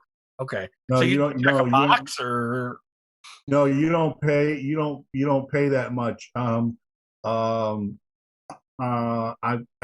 don't remember what the difference is in the pay. I really couldn't. I really don't remember. Um, I just know that you got to have a tax EIN number. You guys know tax EIN numbers Yeah. for small businesses, whatever. I don't know what Illinois is. How Well, they I mean, do it. it seems like it's more on the level then, if that's the extent of which they're going. Right. You know what I mean? Instead of like a Patreon where anybody could get that and just start selling stuff from that guy's Patreon. Well, Correct. the Yeah. one Patreon I'm on, the guy basically says, I don't care how many you print, just don't sell my file. And I'm like, I want to shake the guy and go, what are you thinking? Okay, because it's like, then that's giving people free reign to sell your product and compete against each other with your product, and you don't make anything off of it. But the money that they gave you for your Patreon. Is this something that is this something that's like a license or a known product? It's a known license, yes. It's Okay. it's what Hanna-Barbera or whatever, he's got everything on his Patreon. Yeah. Yeah. The licensing thing, that's another funny thing with them, is that you will never see, and I'm going to do it one more time. Here you go, sweetie. You'll never see this called 7 of 9. It'll be something else like Star Trek Girl or something. Okay. And then what they do is they take it and they change something on it so it doesn't look exactly like Jerry Ryan, and that they're able to sell it that way. As long as okay, and this is the way they're getting around that. Now that to me is kind of weird, because it's like they'll have like a it's Brad Pitt from Fury, okay, but it's not called that, and doesn't have his name on it. Because when I look at their site and I see, like, let's just take the MechWarrior stuff. That stuff is straight out of, they look exactly like the models that are in the MechWarrior online video game. The same mechs, everything. Like, they are the mechs, and I have no idea how they're getting around that. Like, licensing wise, again, Garage Kid Land has been built on license stealing forever. Like, that's it. Right. It wouldn't exist without that. So you get that kind of now with 3D printing and that stuff, but it's so, I think, levels above what Garage Kids do, because I think there's so much more in terms of people buying this stuff than there are Garage Kids, that I cannot believe that DC and Marvel and all those people are not just like, no, and like sending armies of lawyers after these sites. Yeah. And shutting them down. I don't know why it hasn't happened yet. I don't know. I don't want it to happen, but it's so weird. You would think like instantly Disney and Marvel, you can buy a Mickey Mouse thing, and Disney is notorious for being all over that stuff. Right. And I don't know if it's, maybe I answered my own question, is that there's so much of it that it's nearly impossible now to hammer it down. In my mind, I think it's so brand new that it goes back to Napster. Okay, I think it actually goes back to the times of Napster, and it was like, and it's like I said earlier, it's the Wild West, man. It's the Wild West. Everybody's got a printer. Everybody's got an STL file. Let's make money off this as fast as we can, because who knows? There might be something coming down the pike. There might be somebody that goes to, Congress, or goes to a Senate subcommittee hearing and goes, I've got 50,000 Mickey Mouses here, made by this guy. He owes me, this amount of money, and when we put a stop to this somehow, and then all of a sudden that kind of gets the ball rolling, That's how I think it's going to go. I think it's going to go that way. Yeah, and it's we already know all the Frankensteins are out there. We already know the mummies and the Draculas and all the Aurora models that are being repopped and all that stuff. So I know that they're not paying a license on that stuff. There's no way you could be. There's way too many sites that have all these models for sale that are, Yeah. that are, you can't tell me that doesn't look like a Frankenstein, or that doesn't look like this. So. Yeah. I don't see them being able to use that as an excuse for a long time, because you're not changing it enough on Gambody specifically. Because I think maybe I know Games Workshop, and I mentioned this before, that does all the Warhammer stuff. They've gone in and shut down private file trading groups on Facebook, where they're trading and selling Warhammer files, Warhammer-esque files, where they went and had Facebook get those groups shut down. I don't get it, but the way it was explained to me about the stuff that looks famous or that looks like a celebrity or looks like something is that all they have to do is change. They get what's called an author. They call these AutoCAD, Autodesk guys authors, and so they go in and they change something. They change the way the nose looks or the eyes or the ears or something about it, and then they name it something different, and that's how they get around it. That's so weird. Okay. It's I don't know. I mean, I'm the kind of person that feels guilty about stuff like that. Okay. Now I know what's going to happen with my stuff. I'm going to see it out there. I'm going to type in Crimson one day and see like 5 models or something, or 50 models that look like, yeah, that looks exactly like my stuff or whatever. Somebody's going to really love the figure of Indigo. That's basically my TNA piece, and it's gonna, it's a 1/6 scale TNA piece, and there's going to be 100 of those out there painted all different ways. What am I going to do to stop it? I don't have the money to go get a bunch of lawyers and go. Yeah, and I think it boils down to that too, a little bit. So here's my question on that then. So you have the STLs out there for sale, and I don't know what you've sold so far, but is it your hope that at that point you've sold enough of the STLs that you look at it and say, well, I've made money there, so yeah, it's out there getting bootlegged, but I didn't lose any money because of it getting bootlegged. Okay. Right. Because, and I think this is how it's going to go. You have Gambody, you have, what's the other one? CG Trader. My Mini Factory, Cult My Mini Factory. There's Thingiverse. Thingiverse. Yeah. So, when you go on CG Trader, I look at that as a fairly legitimate site. Okay. And so you buy something there and the money's going to the artist, which to me is great. Right. But what I don't like to see, and what I'm seeing then is I'm seeing guys sell prints that they buy the file and then they sell the prints on eBay for $150. And it's like, it's not so much I have a problem they're printing them and selling them. But to me, for every one they sell, they should be giving that guy whatever he's asking for that file, or girl, sorry. But if they want $20 for the file, then every one you sell, you should get that person the money for the file. Right. And me as someone that people have asked me to print stuff for them, I give them 2 options. I say, you either send me the file to prove you bought it, or it goes into your cost and I'll make sure the guy gets, but that's a case of just having good morals and good. Yeah. Yeah. Not everybody does it. Not everybody cares. A lot of guys say, yeah, screw it. I'm printing it and whatever I can make.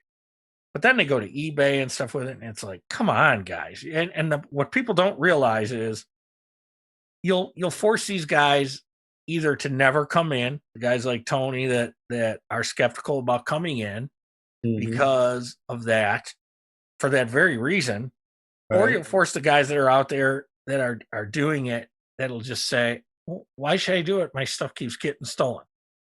Now, if that being said, you know, if you've sold $2,000 worth of files and it starts to get ripped off, maybe not as big a deal. Okay. Maybe just, yeah. You know, maybe not as big a deal. But I don't know that there's any guarantee. You know, these guys, the guy I buy a lot of files from, he's selling anywhere from $15 to $30. Okay. How many files does he sell? Enough files? And it's hard to get a straight answer out of any of them. Right. Do you sell enough files that you're happy with your sales, and whatever happens after that, you don't care? Because it's really where you have to be with it, I think. Right. And let's hope. One of the things I'm hoping we can do with this episode and in other episodes is, at least with the garage kitchen community, steer these guys in the right direction. Okay. Because they don't know. Okay. Right. They don't know how the 4 websites work. And they don't know how the artists are getting their money. Right. Okay? And I've researched it, and I still don't understand I tell you, the CG Trader licenses. One says you can print, one says you can't. You can print as many as you want for yourself. I have no problem. If I buy a file, if I want to print 20 of them, that's my business. Okay. Sure. But I shouldn't be selling them. Okay. Right. And I certainly shouldn't be selling the file. Okay. And that's where the thing is. Like, I got this Groovy Ghoulies mummy, and I printed it big. I'm probably going to print one smaller just to go with the rest of the set, but I wanted one at 12 inches, so I printed it big. And that's great. I bought the file. That's why I bought the file. Okay. But I'm not out there selling them. Right. And that's, I'm waiting on money from one guy for something I printed, and the second I have that money, Jason knows where I'm laughing. But the second I have that money from the guy, I'll have my guy send me an invoice, and I'll pay him for the file. Now, one bad thing about CG Trader is this. Once I buy the file, I can't buy it a second time. You can only buy it once? You can only buy it once. If you try to buy it again, it'll say, you already own this file. Really? Yes. So what happens if my laptop or my whatever crashes? Well, you can go, if you go into CG Trader and you've bought the file, it's always there for you to download. Oh, okay. All right. I see what you're saying. So it's there. So you've basically got cloud access then. Yes. Yeah. Or something, okay. Whatever it is. But if I wanted to buy it again because someone wants me to print for them, I can't. Right. So I have to form a relationship with them outside of CG Trader and PayPal them money and what have you, Right. It's much easier if someone wants me to print for them. It would be much easier if they just went and got the file and sent me the file. Now, the bad thing about that is, as the printer, guess what I accumulate? A bunch of STL files that I didn't pay for. Right. Okay. Yeah. But I guess that's the price of doing business. I'm not going to like everything anyone sends to me. I guess, an honest person would just delete them. But then I'm always at the point of like, well, if I have to do this again for somebody, might as well save it. Supported. But if it breaks, then I need an arm. Yeah. Right. Right. I mean, you and I, you guys know how fragile some of this stuff is. Yeah. What do you do if, what do I do back here if my shelf comes down and I lose a bunch of arms? Because I'm always losing arms. I don't know why, but fucking arms are flying everywhere in this place. I wasn't kidding. These arms I actually broke. His shoes are fucking missing. Are you sure? Maybe it's an Invisible Man kit. Hold it up again. I don't want to get off subject, but I want to show you this real quick before we continue on. But I hated this old head from the Aurora kit. Okay, and I spent like maybe 3 days trying to paint this thing the way I thought it should be painted, and I hate it. I can't stand it. It's a bad looking head.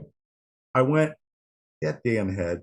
And then I went to the greatest place. I love that place, Escape Hatch Hobbies. Mm-hmm. Oh, I love that place. Good old And I Todd got Powell. this head. I got this head instead. So as you can see, it's a little bit more extended on the bottom than the other one. And it's solid. It's solid resin. So I said, and then I had talked to you and I had talked, and I said, can you actually heat up styrene?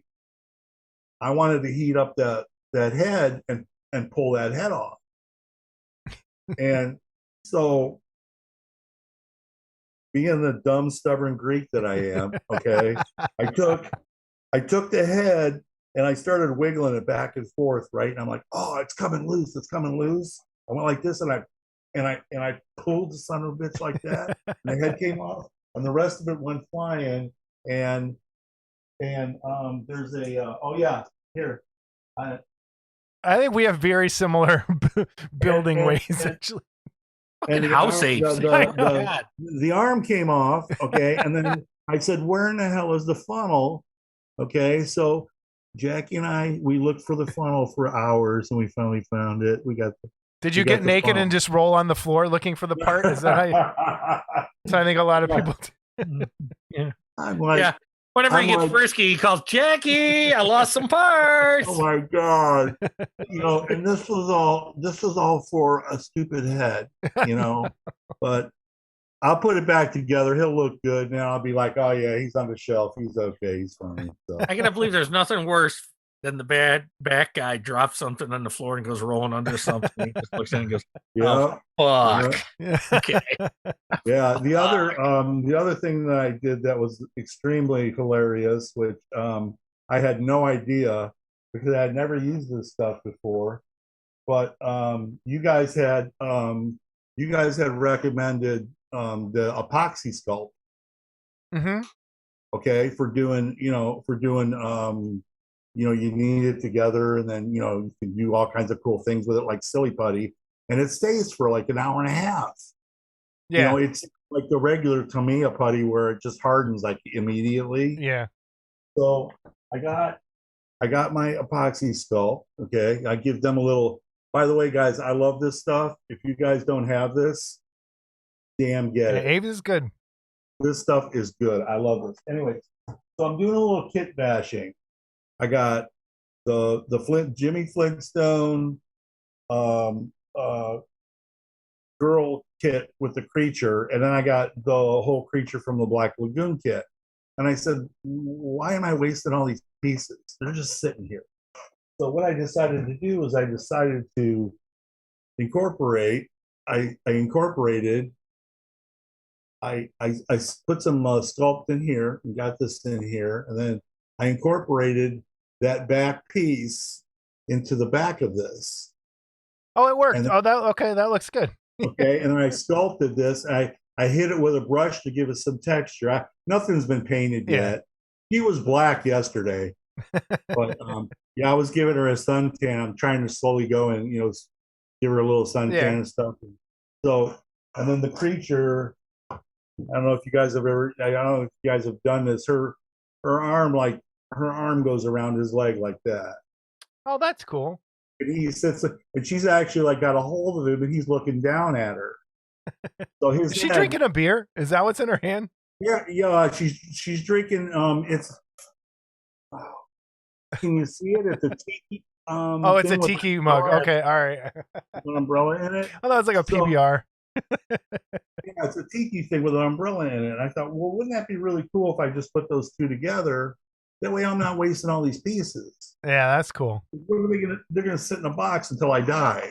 So what'd you do to the creature? What'd you do to the creature head there? Because that's like one of Aurora's worst misregistration pieces of all time. The creature head. It looked like you smoothed it out a little bit. Oh yeah. You mean the original one? Yeah. Yeah, it's nasty. Yeah, so I'm like, okay, so if I don't do this and get rid of this box, then my daughter's going to have to deal with it in about a couple of years, Yeah. We're all thinking about dying. That's the horrible thing. It's coming. It's coming for all of us. It's like a challenge. It's like I sit here and I go, oh my God, and then you and I don't know if you guys are the same way, but with the whole magnifying glass thing now and the glasses and everything, and you're going, I have to. My eyes are so bad now. I need a new prescription. I need trifocals or whatever the quadfocals. I don't know what they are. Yeah. They have the ones with the things that flip down now with the lights on them, and they have the little. It helps a lot. Like I never wanted to admit it, but I ended up getting one of those Optivisors a while ago. But it's weird. After I got the Optivisor, I needed reading glasses after that. So I don't know if I stressed my eyes so much that I ended up messing them up more. I don't know. Yeah. I don't know. Yeah, I actually believe you can do that. I mean, I stare at a computer every day. I mean, I'm writing, if I'm not doing stuff, I'm writing. So I'm staring at a computer every day. And then the whole neck muscle thing, and then the eyes, and then after a while I just shut it and I'm like, I don't want to even see it anymore. Get it out of here, get away from me, That's how it is editing this thing most of the time. Look at what happened to you. Special effects. This is going to be really cool when this goes live because the timer just went off on my the timer just went. Hold on a second. Watch, we're gonna hear boom. Yeah. He's gonna fall. We're just gonna see his arms and legs up on the ground like a turtle. Help me. I have a timer that goes off here every night that way I don't leave the lights on. So hey, while you're standing, let's talk about your shirt. Yeah. Okay. I was just gonna say. Yeah, this is I have a whole set of these that I got, and you guys are not going to believe this, but I got these from Walmart. Really? They're glow in the dark. The Invisible Man says at the bottom, "Imagine the possibilities." So this one was I wore this one in honor of Rod Hickey because he's such a creature nut, and also because he loves everything creature wise. So decided to wear this. The reason I'm dying is every time you move forward, the wrinkles in the shirt, the creature mouth is going like it's alive. Like he's breathing, isn't it? Don't stop it. You're going to throw your back out. Cut it out. I don't want to be responsible for that. Yeah, it's great. Yeah, well, this has been played, paralyzed himself on the Model Club TV live. Yeah. We should probably bring this shirt back up one more time, huh? Oh, and Oh, yeah. Wait. For all you in Chicago, I feel sorry for you. Yeah. I don't know how to explain what's going on around here except for yes. And if our kids in school in chemistry labs can find a cure for stupid people, I would certainly appreciate it. So awesome. That's as political as I'm going to get. Yeah. Well, thanks for joining us, man. This is fun. And thank you for the giveaway this episode. We gotta figure out how we're gonna give it away. I don't know. What should people write about? Oh, if they were the Invisible Man, what would they do? That's great. There we go. That is great. We'll do that. How are you gonna pick a winner though? Because there's so many. You know what? Out of all this, we'll let you pick the winner in the comments. Let me know. I'll give you a heads up. I'll let you choose the winner out of the best comment or what they would do. Imagine the possibilities if they were the Invisible Man or woman. And you can pick the one story you think is best. That's how we'll give it away. No locker rooms, okay? Been done. Been done. No girls' locker rooms. All right? No guys' locker rooms. Been done. I would just... Here, you want to know what I do? I just stand over Scott naked while he was sleeping. That's what I would do. Again? You never know. Oh, wait. Again? Dang. Hey, have you guys seen the one that Blumhouse had done, the new Invisible Man? I did. I kind of liked it. I kind of liked it too. You know why? Because instead of him drinking a formula, it was the suit. Yeah, I thought it was really well done. I'm pretty sure Scott didn't see it. I didn't see it. Yeah. I liked it a lot. Actually. CG, thanks for Well, joining I us. wanted to tell you guys that when I wrote Emerald, it's a homage to, and I was telling you about the aliens Uh-huh. and the Roswell crash. That is a homage to the first science fiction movie I ever saw, which was 5 Million Years to Earth. And it's a Hammer film, the Hammer science fiction film, where they find a spaceship in the subway tunnel and they think it's a bomb, but it's actually a spacecraft. And it's got all these locusts inside. I remember that. I And it's totally a remember that. They have it on Amazon. It's on Blu-ray. It's a 1968 Hammer film, and so I wrote that homage for Emerald. Yeah, I was just wondering because Scott, the only reason I asked that question was because you don't have a lot between then and now. Is it because you don't have a lot of time to watch? Well, so like when Jason recommends something to me and he says, you got to watch this terrible movie. Okay. I was like one time. Once. No, you've recommended Malignant, I want you to watch because it's fucking terrible. No. I want someone else to see how dumb the twist, like, oh my God. No, Anyway, hey, all right, God, sorry. You know, I've had my cancer scare. I don't know how much longer I have. I don't want to waste it watching shit I don't like. Okay. I might as well watch Lord of the Rings till I die. Oh. Okay. So, nice. Or you know, Malevolent. Watch Malevolent. You'll love it. Oh God. So I'm nuts. not a I was nuts thinking, is this a horror movie or a comedy? Oh, Malignant. Malignant. Is Malignant. it? Yeah, Malignant. Oh, dude, yeah, that's what I'm saying, Scott. You gotta watch it because it's so dumb. What the hell what is James Wan doing? What the hell is this movie? Don't say any more because I don't want this ruined for him. So, but yeah. So I know this is gonna sound crazy because I love the classic horror movies so much. I don't like to be scared. Okay. So like horror movies now, it's like, no, I don't. Well, first of all, slasher movies, they do so many dumb things that like, oh yeah. It's really not that hard to get away from this guy. Okay. I love that progressive commercial now. Why don't we just get in the running car? And I'm like, how about it? Speaking of which, the new Halloween Kills is awful. Yeah. It was awful.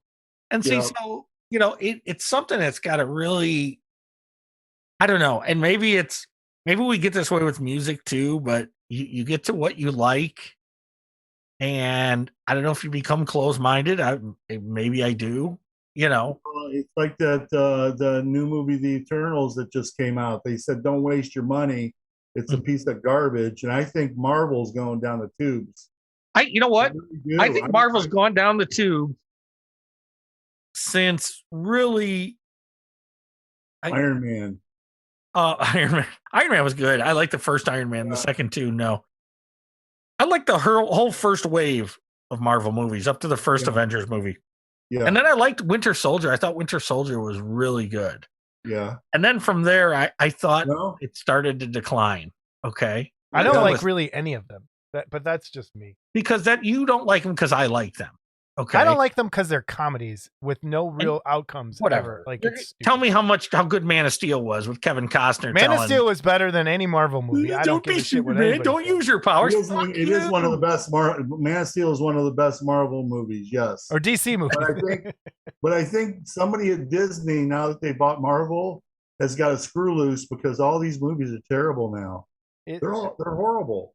And the thing that Marvel movies, we're gonna have to get off this because people are gonna hate us.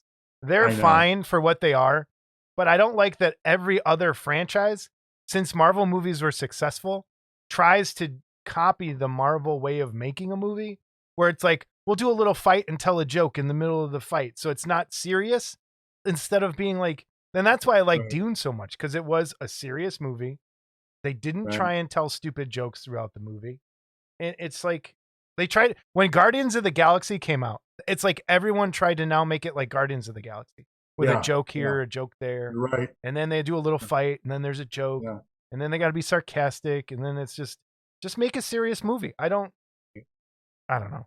There's two movies you got to see, Scott, before I go. Two movies you got to see. Yeah. You must see before you kick the bucket. Okay, seriously.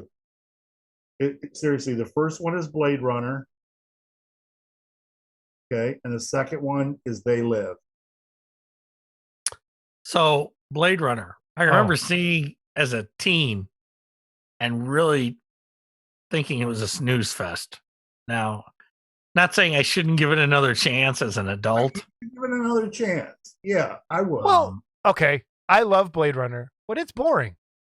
it is boring, totally boring, but if you it's can still good. sink into a chair, okay, you can sink into a chair and you can just sit there and just the music, the color, now we've got these great TVs, the color of the and they've got a new edition out. It's a Ridley Scott did a 25-year reboot. I got that one. That's what gorgeous. I got. So I'll leave you with that, and then I'm going to just go ahead over here and play with my head. And, well, all right, plug away. Where do people find you? How do they find your stuff? What do you got coming out? Let's just hit all that before we go. Okay, well, I just had Hellfire come out, which if you like, let's say James Bond, but it's a female lead, you'll love Hellfire. Okay. Plus, you two are in it, and it's absolutely the middle of it's comical as hell. So Hellfire is like $3 at Amazon. If you want me to get you a signed paperback, just write me at cobaltthebook@gmail.com, and I will give you a signed copy of Hellfire. Cool. I'll just give it to you. If you want to pay for the postage and stuff, that's fine, but I'll give to whoever. Look at everybody, free books. Hope you got about 436 of them. I'm ready. Let's put a limit on it. Well, if 10 people.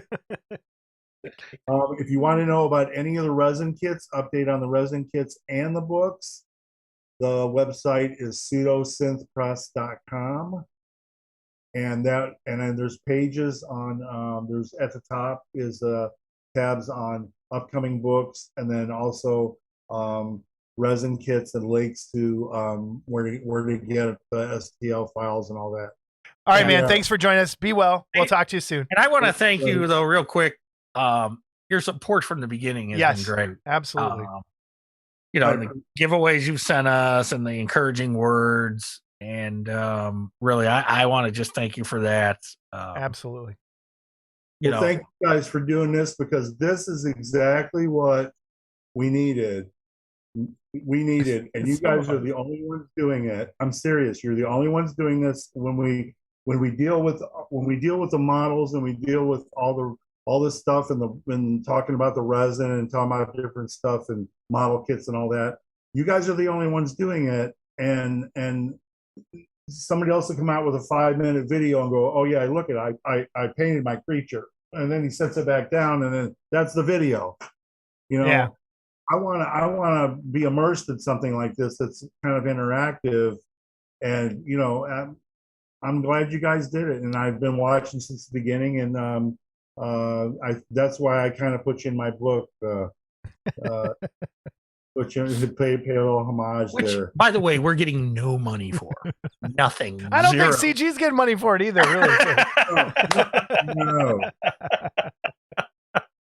So we can't ask for anything. But damn it, if there's a movie made. Oh, yeah, I want to play myself. I want to play myself too. Yeah. There is a script being written right now for my eighth book. There's a script being written, screenplay right. So about witches. The book about witches. Oh, cool. Anybody's interested, it's called Ash. Nice. So, yeah. All right. I have an idea for a movie, but I'll never. We both live with one. Does it have to do with the destruction of the of Chicago? No, it doesn't. Actually. No. Okay. I'll write it and then I'll tell you about it one of these days. All right. Nice. Anyway, thank you, sir. This has been great. Talk to you guys later. We'll talk to you soon. All right. Thanks, bye. buddy. Take care. That was CG Blade, everybody. Thanks again, CG, for coming on, and thanks for the donation for the giveaway. Invisible Man, what would you do? So watching there. Scott, what do you think? Let's have some of this legal conversation ourselves when it comes down to stuff. Because I know this is something you've been wanting to chat about, and I think it needs to be said. So start that conversation, sir. This whole 3D printing and buying files. So this is all new. This is all new. And what I want to do, what we want to do, is at the very least educate the garage kit people that are gonna come into this as time goes by. And I've already talked to a few guys that since watching us have bought printers or are talking about buying printers and have asked me about it and stuff like that. So it's coming. And so because we kind of got a jump start on it, I want to kind of go over a few things with people. And so there are, like we mentioned, 4 main websites that we know to be fairly legit as far as buying STL files. Gambody, Cults, Cults what is it? 3D. Cults 3D. My Mini Factory. My Mini Factory, CG Trader, and then even Thingiverse. Although Thingiverse gets kind of I never weird, look. I should, but I never look on there. But there's some cool stuff you can get on Thingiverse too. So, and Thingiverse too has a lot of filament printing stuff. And let's add in there Patreon and sculptors selling things directly to people through what's called fundraiser. Mm-hmm. Okay, let's do. Yeah, and a lot of those guys do that through a lot of STL groups that are on Facebook. Mm-hmm. So, what's going to happen is you're going to go to Etsy, and a lot of people sell on Etsy STL files, and CG sells Etsy almost solely on Etsy, I think. And what Gambody is it? Mm-hmm. Okay. Yep. But he sells on Etsy too. It's really hard because what happens is people buy these files legitimately and they're cheap. They're like $15 or $20 or whatever. Okay. And it's not enough that you bought this file, but you have scumbags out there. Okay. And they go on Etsy and they sell that same file that they bought for $15 or $25 for $3. And it's like, do you have to make your money back that bad that you have to rip somebody off? Okay. And it really pisses me off. And according to CG and a few other people, Etsy don't do a whole lot to help you out. Okay. But what this does is it scares away guys that maybe would say, I'm going to start selling STL files because that's the wave of the future. And it is. But I don't want my stuff getting ripped off. So my message is, if you want to see some of these guys, some of these really talented guys, start to sell their STL files, okay, then don't turn around and sell files you bought for really dirt cheap, okay? I think the most I paid for an STL file so far is like $35. I don't know about you, but, it's... And what you have to realize, and this kind of goes with the new AFM too, is I can download the new AFM. I can download the PDF and I can send it to Jason. Go, yeah, here it is. Okay. Well, I'm hurting AFM then. Okay. That's money they're not getting. And the same thing with these digital files. It's money the artist isn't getting. And that's why they're there. They're there to make some money. The gentleman I deal with, feeds his family off of this stuff. Okay. So you're taking money away from these guys for peanuts, really, for nothing. Okay. Support these guys because what you have going right now is really cool. And you don't want them to say, screw it, I'm not going to make any more because they're just going to steal my shit. Okay. You don't want that. So support these guys. And to piggyback off of that, you also have guys that buy files and then they print them and then they sell 5, 6 copies on eBay. Okay. And it's okay that you're printing them, and it's okay that you're selling them. But my question to any one of you guys that are doing this is, for every one you print, are you giving that artist the cost of the file?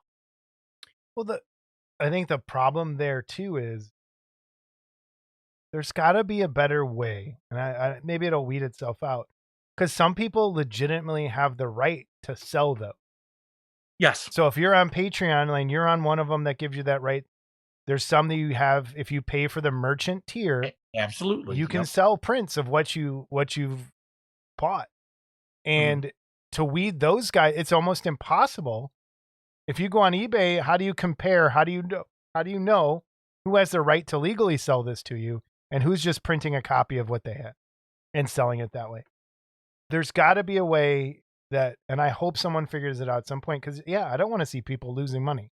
I want to see people doing things the right way.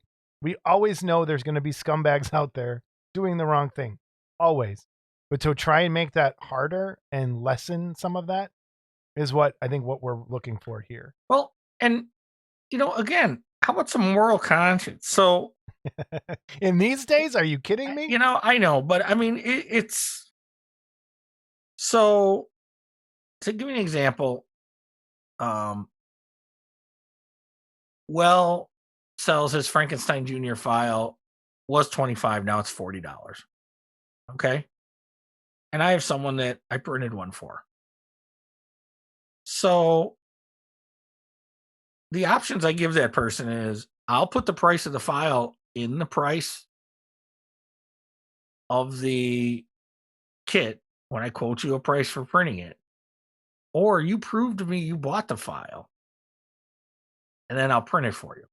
Because I'm not going to screw the guy that's doing this stuff, that he's doing such a great job. And I can't imagine they make a shit ton of money. Okay. But, it's out there, and he's, every little bit helps. And I think it's on the buyers too. If you do see something for sale and you do know it's a 3D print, ask the person, say, hey, do you have the rights to sell this? Can you show me your Patreon level, or how do you have the rights? Like that kind of thing. Because that should be up on every, like, if you're selling something, you should put that out there as a seller. Like, here I am, here's my rights to sell this. So people don't have to, and you can just automatically go to the right guy or girl. So the problem you have is, if you look at the CG Trader, and I researched this a little bit, what you agree to when you sell and what you agree to, the way you reads, you kind of can sell whatever you buy. True. But then you read something else later on and it says, no, you don't have the right to sell prints of what you buy.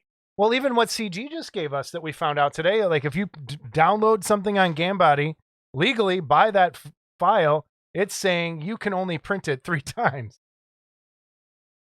Right. Well, so I could take, what is that? If you want to even break that down even weirder, I could load that file in the Chitu box, copy it 10 times on the same build plate. Am I technically only printing it once, even though I've copied and pasted it on there? So a lot of it, it's so weird, unfortunately, has to do with just not being a dick. Yeah. Okay. Not being a dick. So what's kind of hard about it is, in the case of this Frankenstein Jr., if the person doesn't, again, a lot of guys are lazy and they don't want to just go set up an account so they can buy files. All right. So they'd rather me do it for them, because that's life today. Just do it for me. Do it for me. Well, one of the problems with that is, once you buy a file from CG Trader, you can't buy it a second time. So luckily, like with and this other gentleman, Diego, that I've dealt with, there's a friendship there, so that if I can't get the person to go buy the file, or they don't want to buy the file, I can get these guys to send me a PayPal invoice for the cost of the file, and I'll just PayPal them the money for the file. Yeah. Okay. But the problem is, and I'm not saying I'm great. I got my audience to do that. But what I'm saying is, do the right thing. Okay. Yeah. Drink that. Yeah. Do the right thing. And it's like, and it's not even like, this is what's funny about it. It's not like this is the equivalent of recasting in the digital world. And it's not like you're saving $100 like you would buying a recast resin kit. Okay. You're maybe saving $10. Okay. Yeah. But the same thing, and regardless of the money, and I'm not trying to but that's like, honestly, it does come down to that a little bit. It's pennies. Recasting, and we're not justifying recasting at all. That was people trying to avoid hundreds of dollars. These are people trying to avoid $10 versus $15. $20. What? I don't. And if you're not sure if the person's selling, okay, do a little research. Yeah. Okay. There's a Mary Jane from Spider-Man out there. There's a lot of Mary Janes from Spider-Man. Well, yes, there are. And there's one that I kind of really like. Well, he sells it on CG Trader. It's usually on sale for like $17.50. Okay. If you go on Etsy, you can find like 10 different people selling that thing for $3 and $5 or $4 or $5. I'm like, why? Okay. And I think I've said this before, and I'll say it again on here. Mm-hmm. You're dealing with people who are a cross between modelers, hobby people, and video game people. And there's a certain section of video game people that will cheat just to cheat because they know they can. And I think you're dealing with some of that in here as well. It's like, how do I game the system for the lowest? How do I game the system to do the math, to do the least amount of work possible? So you have that sort of nerd mixed in with this other group of nerds. And it's hard, and it's going to be hard. And I think what we're trying to do is get everybody to just be honest, which is hard to do, but do some research. But if you want to see guys, if you want to see a guy like Tony, we've talked about Tony Cipriano a lot. And I had a conversation with another producer over the past week, and I'm not going to say who, that wants to get into this, and they're trying to find the best way to do it and make it work. So if you want to see guys, if you want to get into printing, and I honestly, I know people are probably tired of us talking about it, but like it or not, this is how it's going to be in 10 years. And you know what? Even if the CG Trader license says you can print them, do what's right. Yeah. Just do what's right. Okay. I'm going to be honest. A lot of these guys are in Brazil. Okay. Or South America somewhere. Okay. And there's a lot of really talented guys. And they're doing this stuff. They have no legal recourse. Okay. There's nothing they can do. They can't chase you down. And you know what? So they sell on there. All right. And they're selling on there for peanuts, like I said. All right. So would it kill you? Would it kill you if you're selling a print of a kit for $150 to send the guy? And in the case of the one I did see, it was a Vampirella, and I don't want to get on the guy's case that was selling them, but I did contact the original sculptor, and no, he didn't give him permission to sell them, but he seems to think that there's nothing he can do because of CG Trader's license, agreement.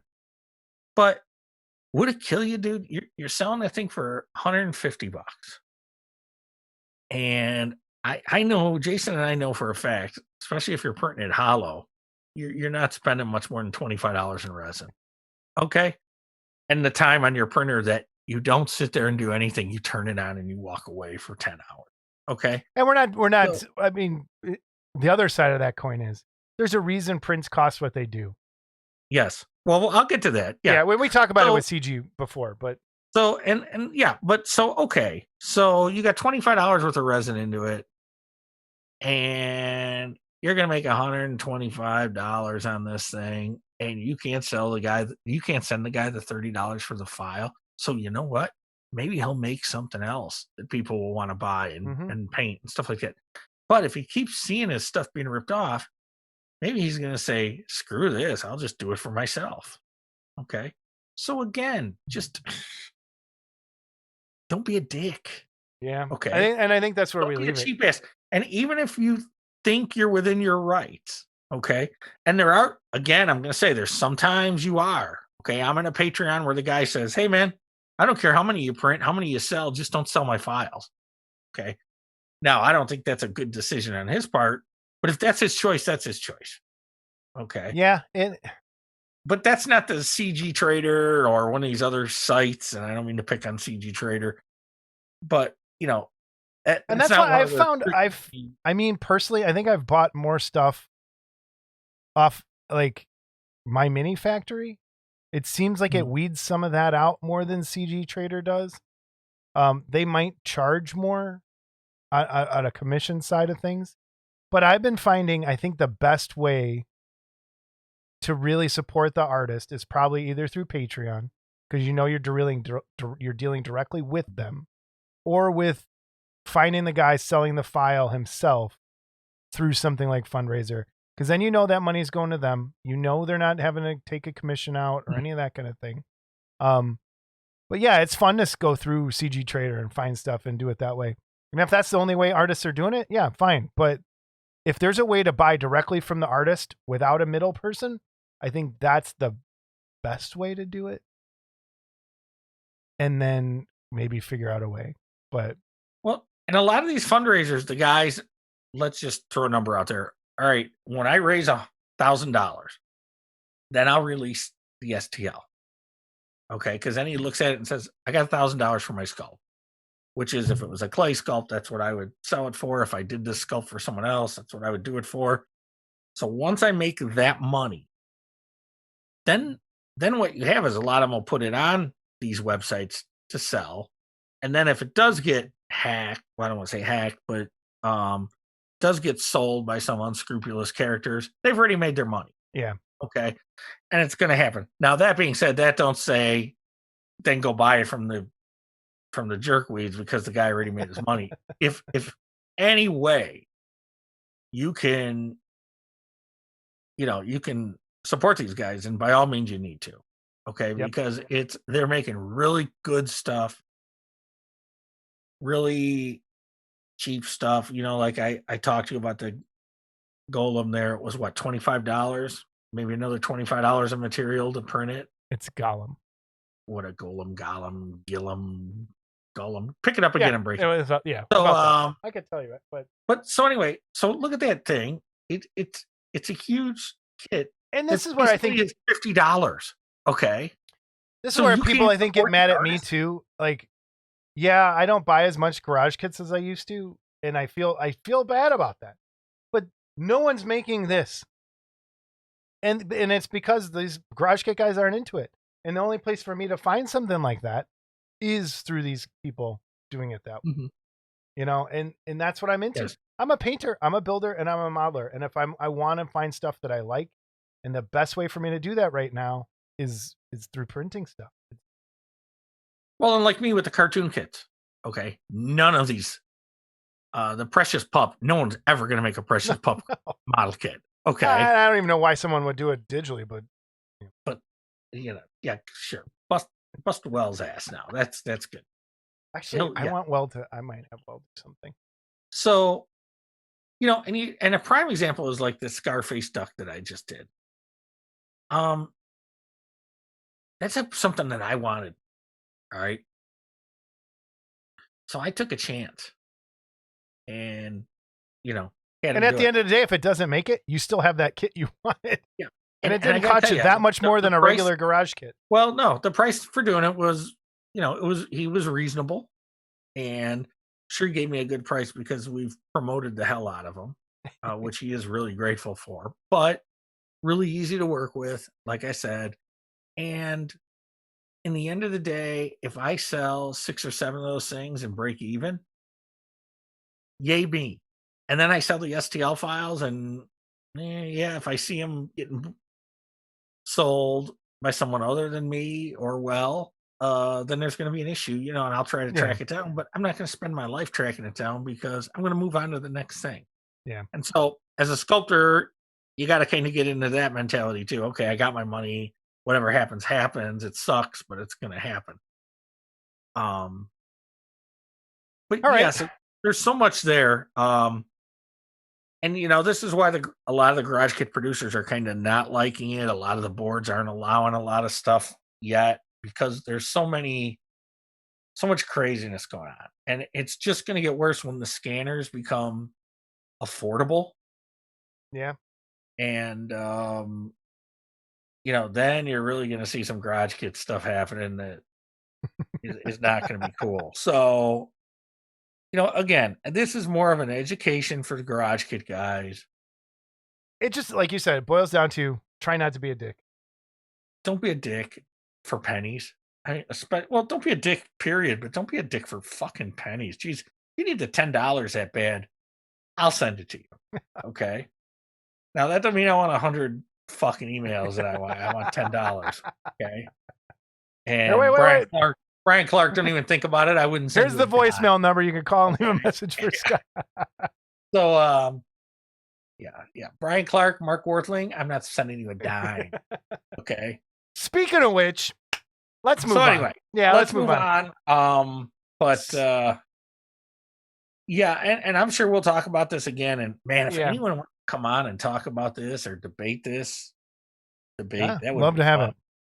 I would love to talk about it because it's like I said, this is going to cross over into the garage kit community, and maybe this will reach out to some 3D communities as well. And people, don't be a dick. That's all I can tell you. Don't be a dick. I don't know how well it's policed on its own. I'll tell you this: there's probably more STL buyers than there are garage kit buyers. There absolutely are. So, absolutely are. All right. Voicemail, email, and correction. I have a correction. What is your correction? No. We have a correction. This is awesome. Because we're never wrong about stuff. So. I was wrong on this one. I knew I was wrong too. The Needful Things swimming creature was sculpted by Rudy Garcia, not Rob Bolesky. Mr. Rotundi made me aware of that right away. So did he go, you knucklehead? Sculpted his full-size bust. He did. But Rudy Garcia sculpted the swimming creature. So let's put the email address up. It is modelclubtv@gmail.com if you want to send an email on in for us to read. That is the address to use. We have a couple emails. And all right. Well, I see some pictures here. What's going on here? That's coming there in a second. That's the second email. Okay. This one I was just specifically told to ask you. And it's from Logan Taurus, Scuzzfink. For the life of me, I don't understand baby boomers' obsession with this serial character, Quisp. And his title of the email was The Cult of Quaker Quisp. He's everywhere. I mean, a few model kits were made of him and other serial characters. I don't get it. Is there something magical about crudely drawn space alien? Even made life-size bowl and cereal model kit with Quisp floating above it. Is he some kind of cool deity? I don't get it. Is everything that came out in way of serial characters so golden? I mean, my generation had Tony Tiger, Trix Rabbit, Sugar Bear, and a whole bunch of other characters. Don't see them in dedicated resin, nor do I want to. If this is a cult, I wonder what kind of things you have to do to get in. Maybe Scott may know. What other clubs is he going to belong to? So what's up with Quisp? Besides it trying to kill me that one time that we talked about a long time ago. So Quisp. Why do you think, what's with the boomers in the serial character kits? So I think the boomers grew up watching Saturday morning TV. And what did they advertise in Saturday morning TV? Toys and cereal. Yep. It. Okay. Now, keep in mind, too, a lot of these characters, they used actual characters. Hold on, I'm going to go in and out of focus here for a minute. Okay. They used actual characters. I've got a book downstairs somewhere. Like Quick Draw McGraw or Corn Pops or something. I mean, they used Oh, actual really? See, okay. characters early on. Was there a Quisp cartoon? There was never. I don't think so. Okay. But so what happened is, I think General Mills was Quisp General Mills. I don't remember now who did Quisp. Quaker Oats. Might have been Quaker Oats. So there were a lot of cereals back then that tasted the same. Okay, at least to a kid. To me, as in a remembrance, they tasted the same. Captain Crunch, Quake, Quisp, King Vitamin back in the day, they all kind of tasted the same. Okay. So there was just a gluttony of these cereals. And two of them were Quisp. Quisp and Quake, I would swear, were the same cereal. I Were think just they are. shaped I think, different. yeah, I think they're shaped. I think they were shaped Well, different. they're all that same taste. Like they're all the same. Yeah. So, but the commercials became very popular because they were like watching more cartoons, I think. Okay. This is just my take on it. All right. So, and then they decided they were going to get rid of one of them. And so there's a whole write-in or vote-in thing about who are we getting rid of? Who's going to get executed? Or Quake. Yeah. And I think, if I remember right, Quake lost. Yeah, and I Quake liked lost Quake. because you can still get Quisp. Yeah, I liked Quake. So, so anyway, All right, I think there you go, Logan. with the characters like that, especially like Quisp was unique. Captain Crunch was unique. You know, I like they Captain were Crunch. characters. The Sonny the Cuckoo Bird, the Trix Rabbit. Yeah, but I think his point is you don't see Captain Crunch model. Or no, there probably was a Captain Crunch. I kit. think I did see it. I did see one. So yeah, I remember seeing one. So you're wrong. And Logan. again, I'll tell you what, in the digital world, you might see them because it's something people probably look at it and say, see, don't forget, in the garage kit world has gone away from something like the duck that I did, where I said, I want this for myself. I sell enough to break even, or I make a few bucks, I'll do another something that I like. Okay. The garage kit went away from that a long time ago and turned into a what can I make money on? Yep. Well, I know I can hire Jeff to do a Frankenstein. I'll make money. Basically, I can hire Jeff to do anything and I'll make money because Jeff's a good sculptor. So, the garage kit company, it did become more of a business than an actual hobby. So I don't think you're going to see a lot of Quisps and, stuff like that. Just because of that. But because of now the digital world, maybe you'll start to see the Trix Rabbit. Maybe you'll start to see the Fruit Loops Toucan, follow your nose. It always knows, and even some of the candies, Choo Choo Charlie for Good and Plenty, you probably before your time, but these were 60s, these were iconic things, and a lot of advertising in the 60s, not just cereals, but a lot of advertising in the 60s had characters in it that you identify and say, oh yeah, Mr. Peanut, prime example.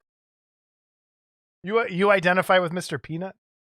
Well, you identify, you remember it. You remember it from childhood. Okay, you need to start wearing a top hat and a monocle. They're going to remember the creepy Burger King. That's next. We had people that were upset we didn't wear costumes on the Halloween episode. I think next year we do, and you're Mr. Peanut.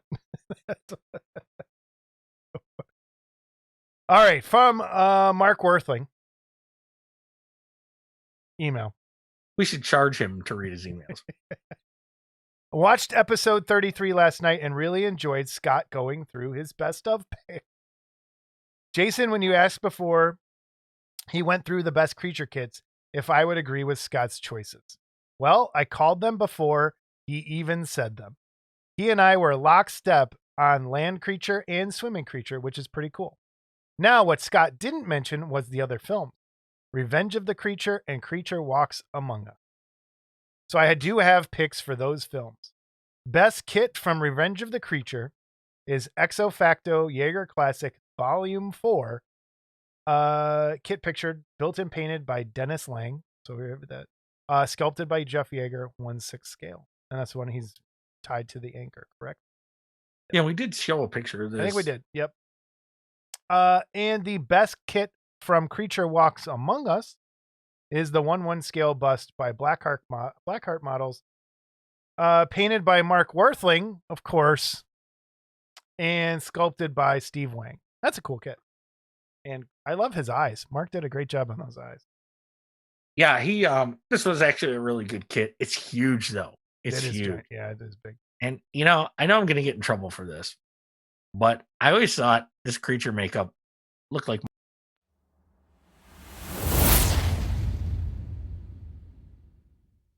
There's a But whole, all right, yes, this everybody, was if a- we're out of sorts because Scott said something funny that we cannot leave in the episode.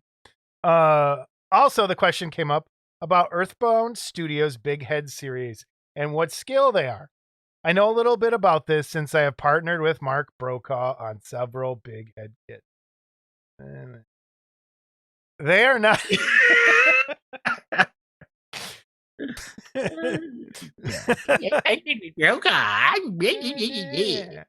Who cares? They are.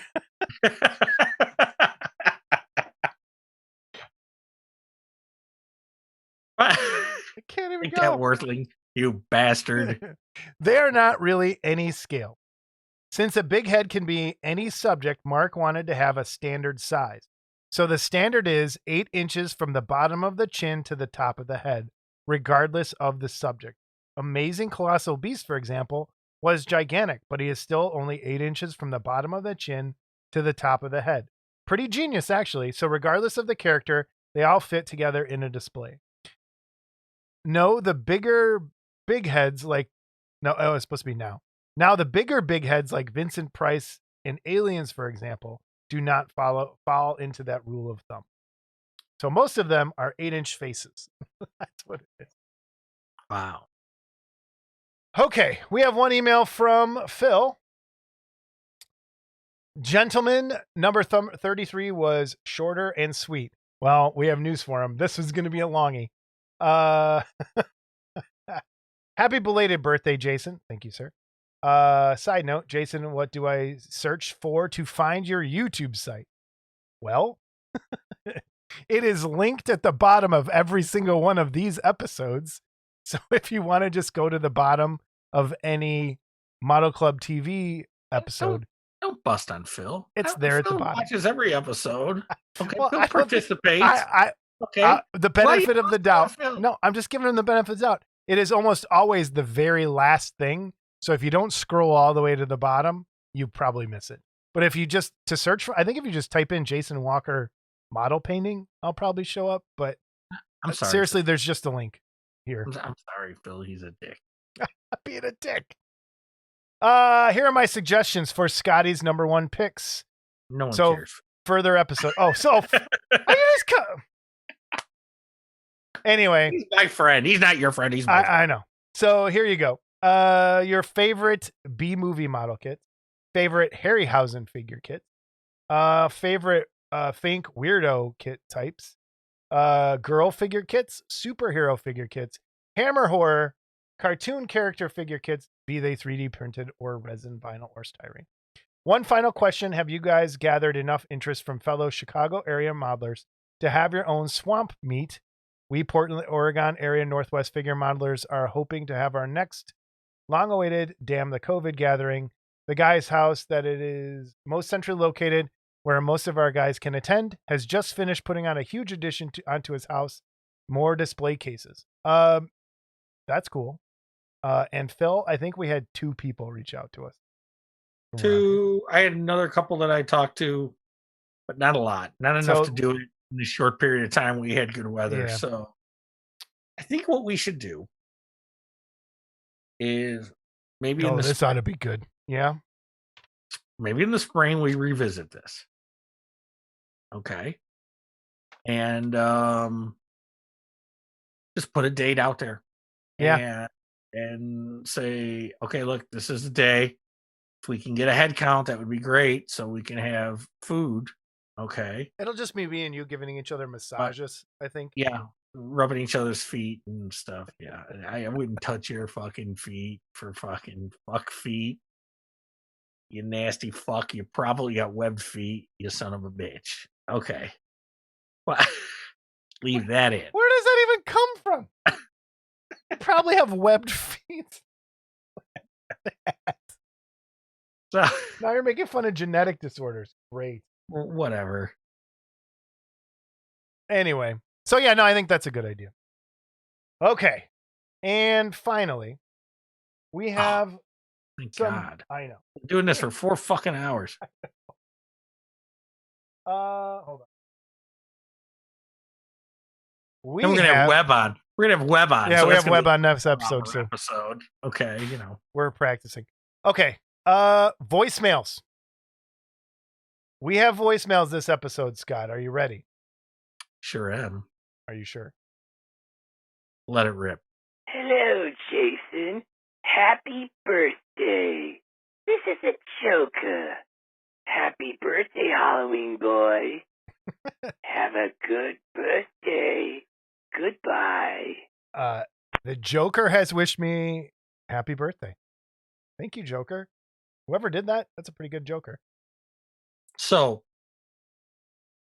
we should make that a giveaway. Whoever can properly guess who the Joker is, Okay. we should give something away. What do we got to give away? I don't know. I'll find something. We'll find maybe one of them busts you just showed. Okay. And the person can't guess themselves. Yeah, the person can't guess themselves, and in order to have a winner, the person that was the Joker has to come forward. Now, I think I know who it is, All right. but yeah, guess who the Joker is, and if someone guesses right and we get confirmation that's who it was, we'll find something to give you. Yeah. All right. Next voicemail. Jason and Scott. This is Brian Clark, Scott's favorite Brian English Clark. teacher. Yeah, And Brian. just wanted to call and, I've watched the last few episodes, and I will say that there was one episode that I really enjoyed much more so than the other two. One guy was missing, let's just say that. I don't want to get into specifics, but in the last couple episodes I've noticed something. I've been seeing dots after the episodes have aired, and I believe what's happened is if you watch closely, the heads, your head, Jason, is perfectly framed. However, Scott's head is really, really large, and every so often you have Scott there's light behind him, and I believe it's kind of a, like a solar eclipse type effect. And what's happening is his large head with the light flashing behind is burning my retina. So I was just wondering if maybe you could just darken him up more, or have him, just in the background, and, maybe remove him altogether, something like that, to allow us viewers to be as comfortable as possible. Yeah, besides that, the show's fantastic. I will be sending you my eye doctor bill, though, as I have to have my retinas reattached due to Scott's ridiculously large head. Basically, making me blind. So, hey, besides that, great show. Keep up the work, guys. Talk to you soon. Scott's large head. Yeah. Care to comment, Scott? Oh, I sure do. For those of you that don't know,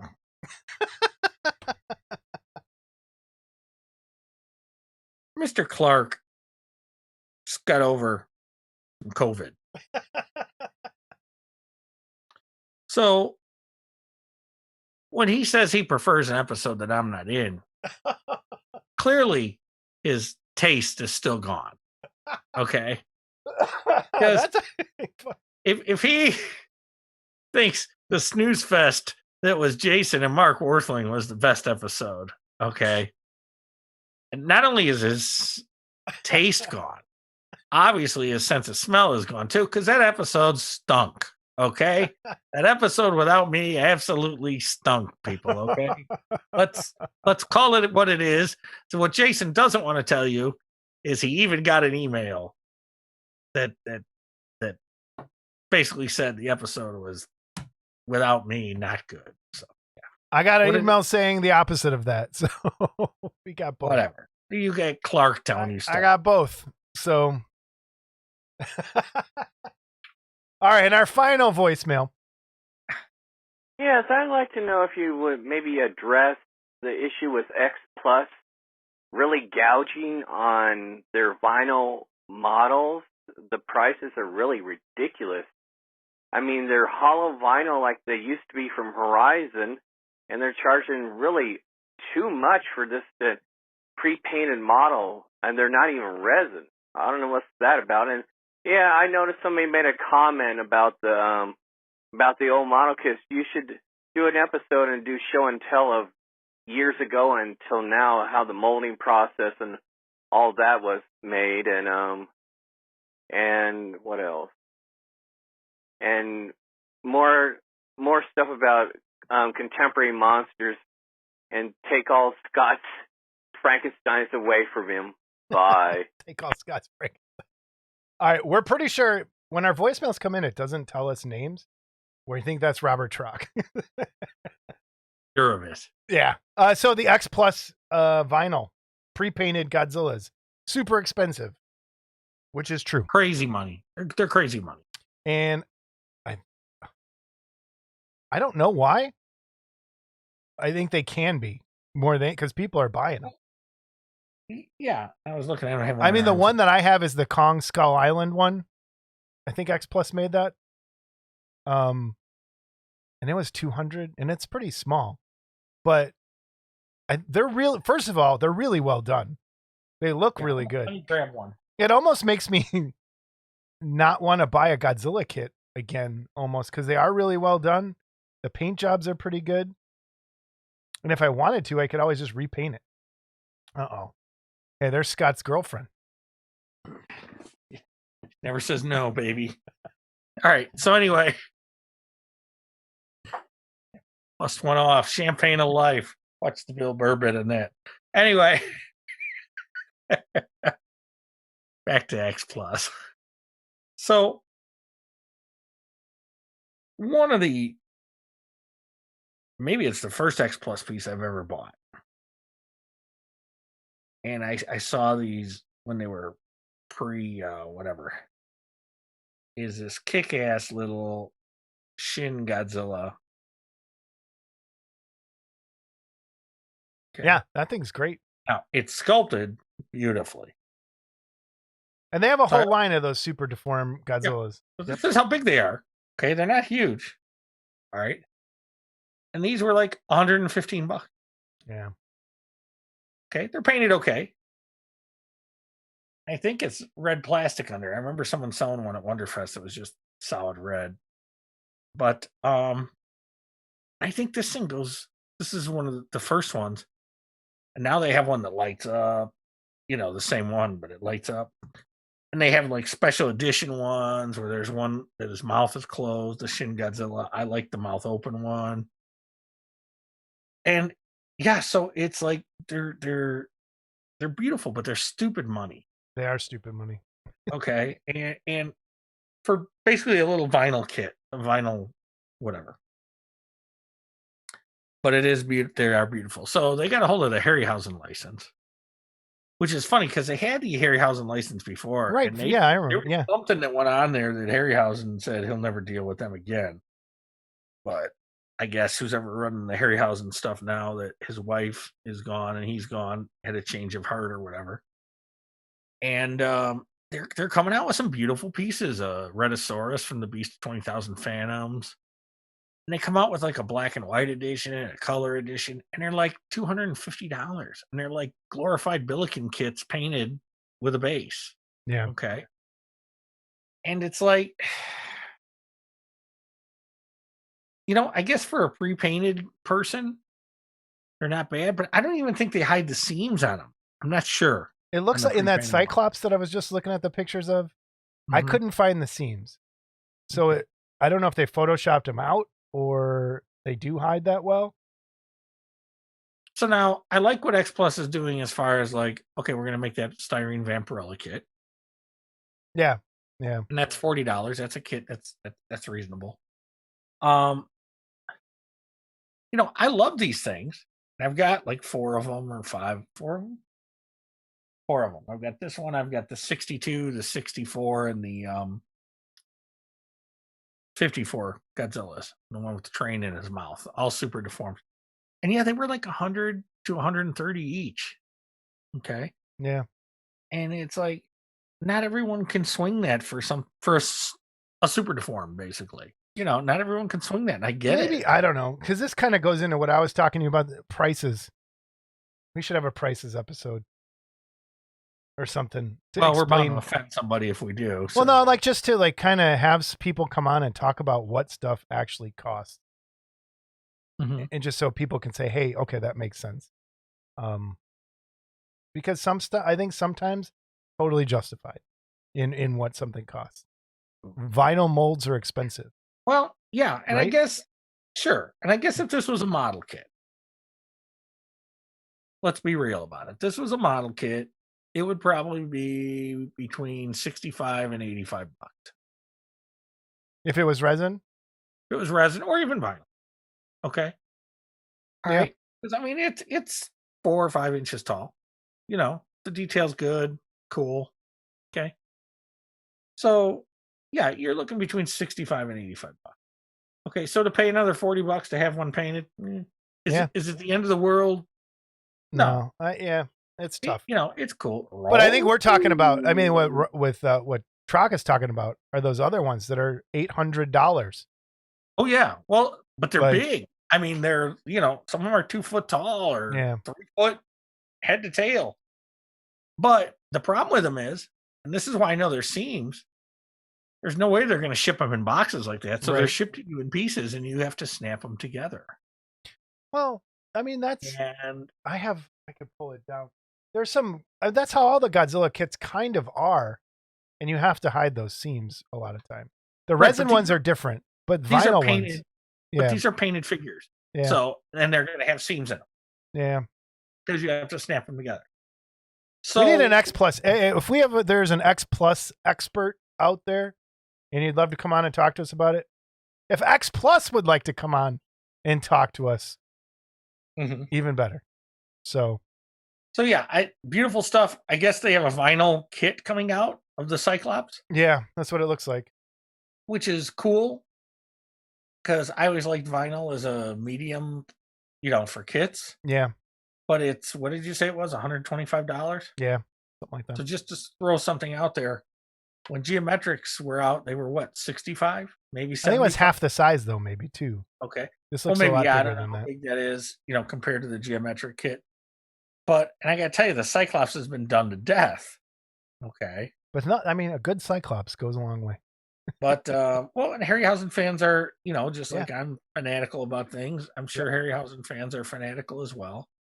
So I'm interested to see how that does. I don't think 125 is the end of the world for a kit. If it's 12 inches tall, what's a 12-inch tall resin kit these days? 175?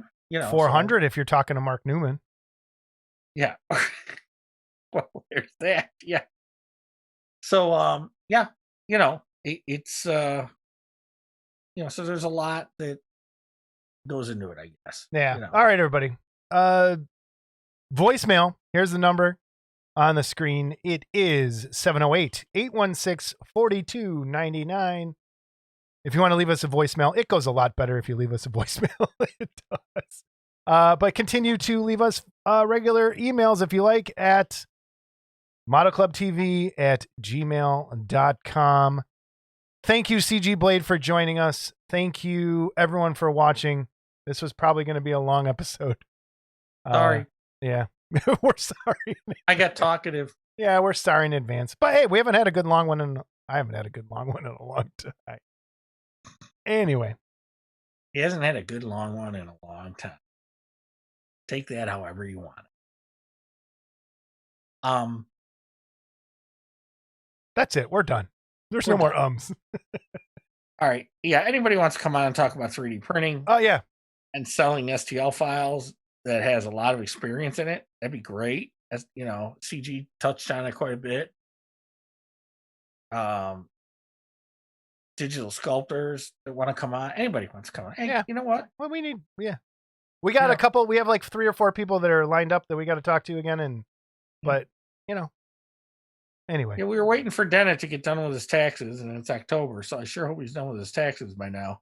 But John, we still want you on. Mm. So There's a couple. There's a few other people we got too. So it's gonna be cool. Future's gonna be good. We'll see everybody next episode for our Black Friday Christmas extravaganza. Anyway, did we solve the world's problems, Scott? Don't we always? Yes. Well, Have a good I fixed my printer, so that solved my world's problems. Have a good couple weeks, everybody. We'll see you next time.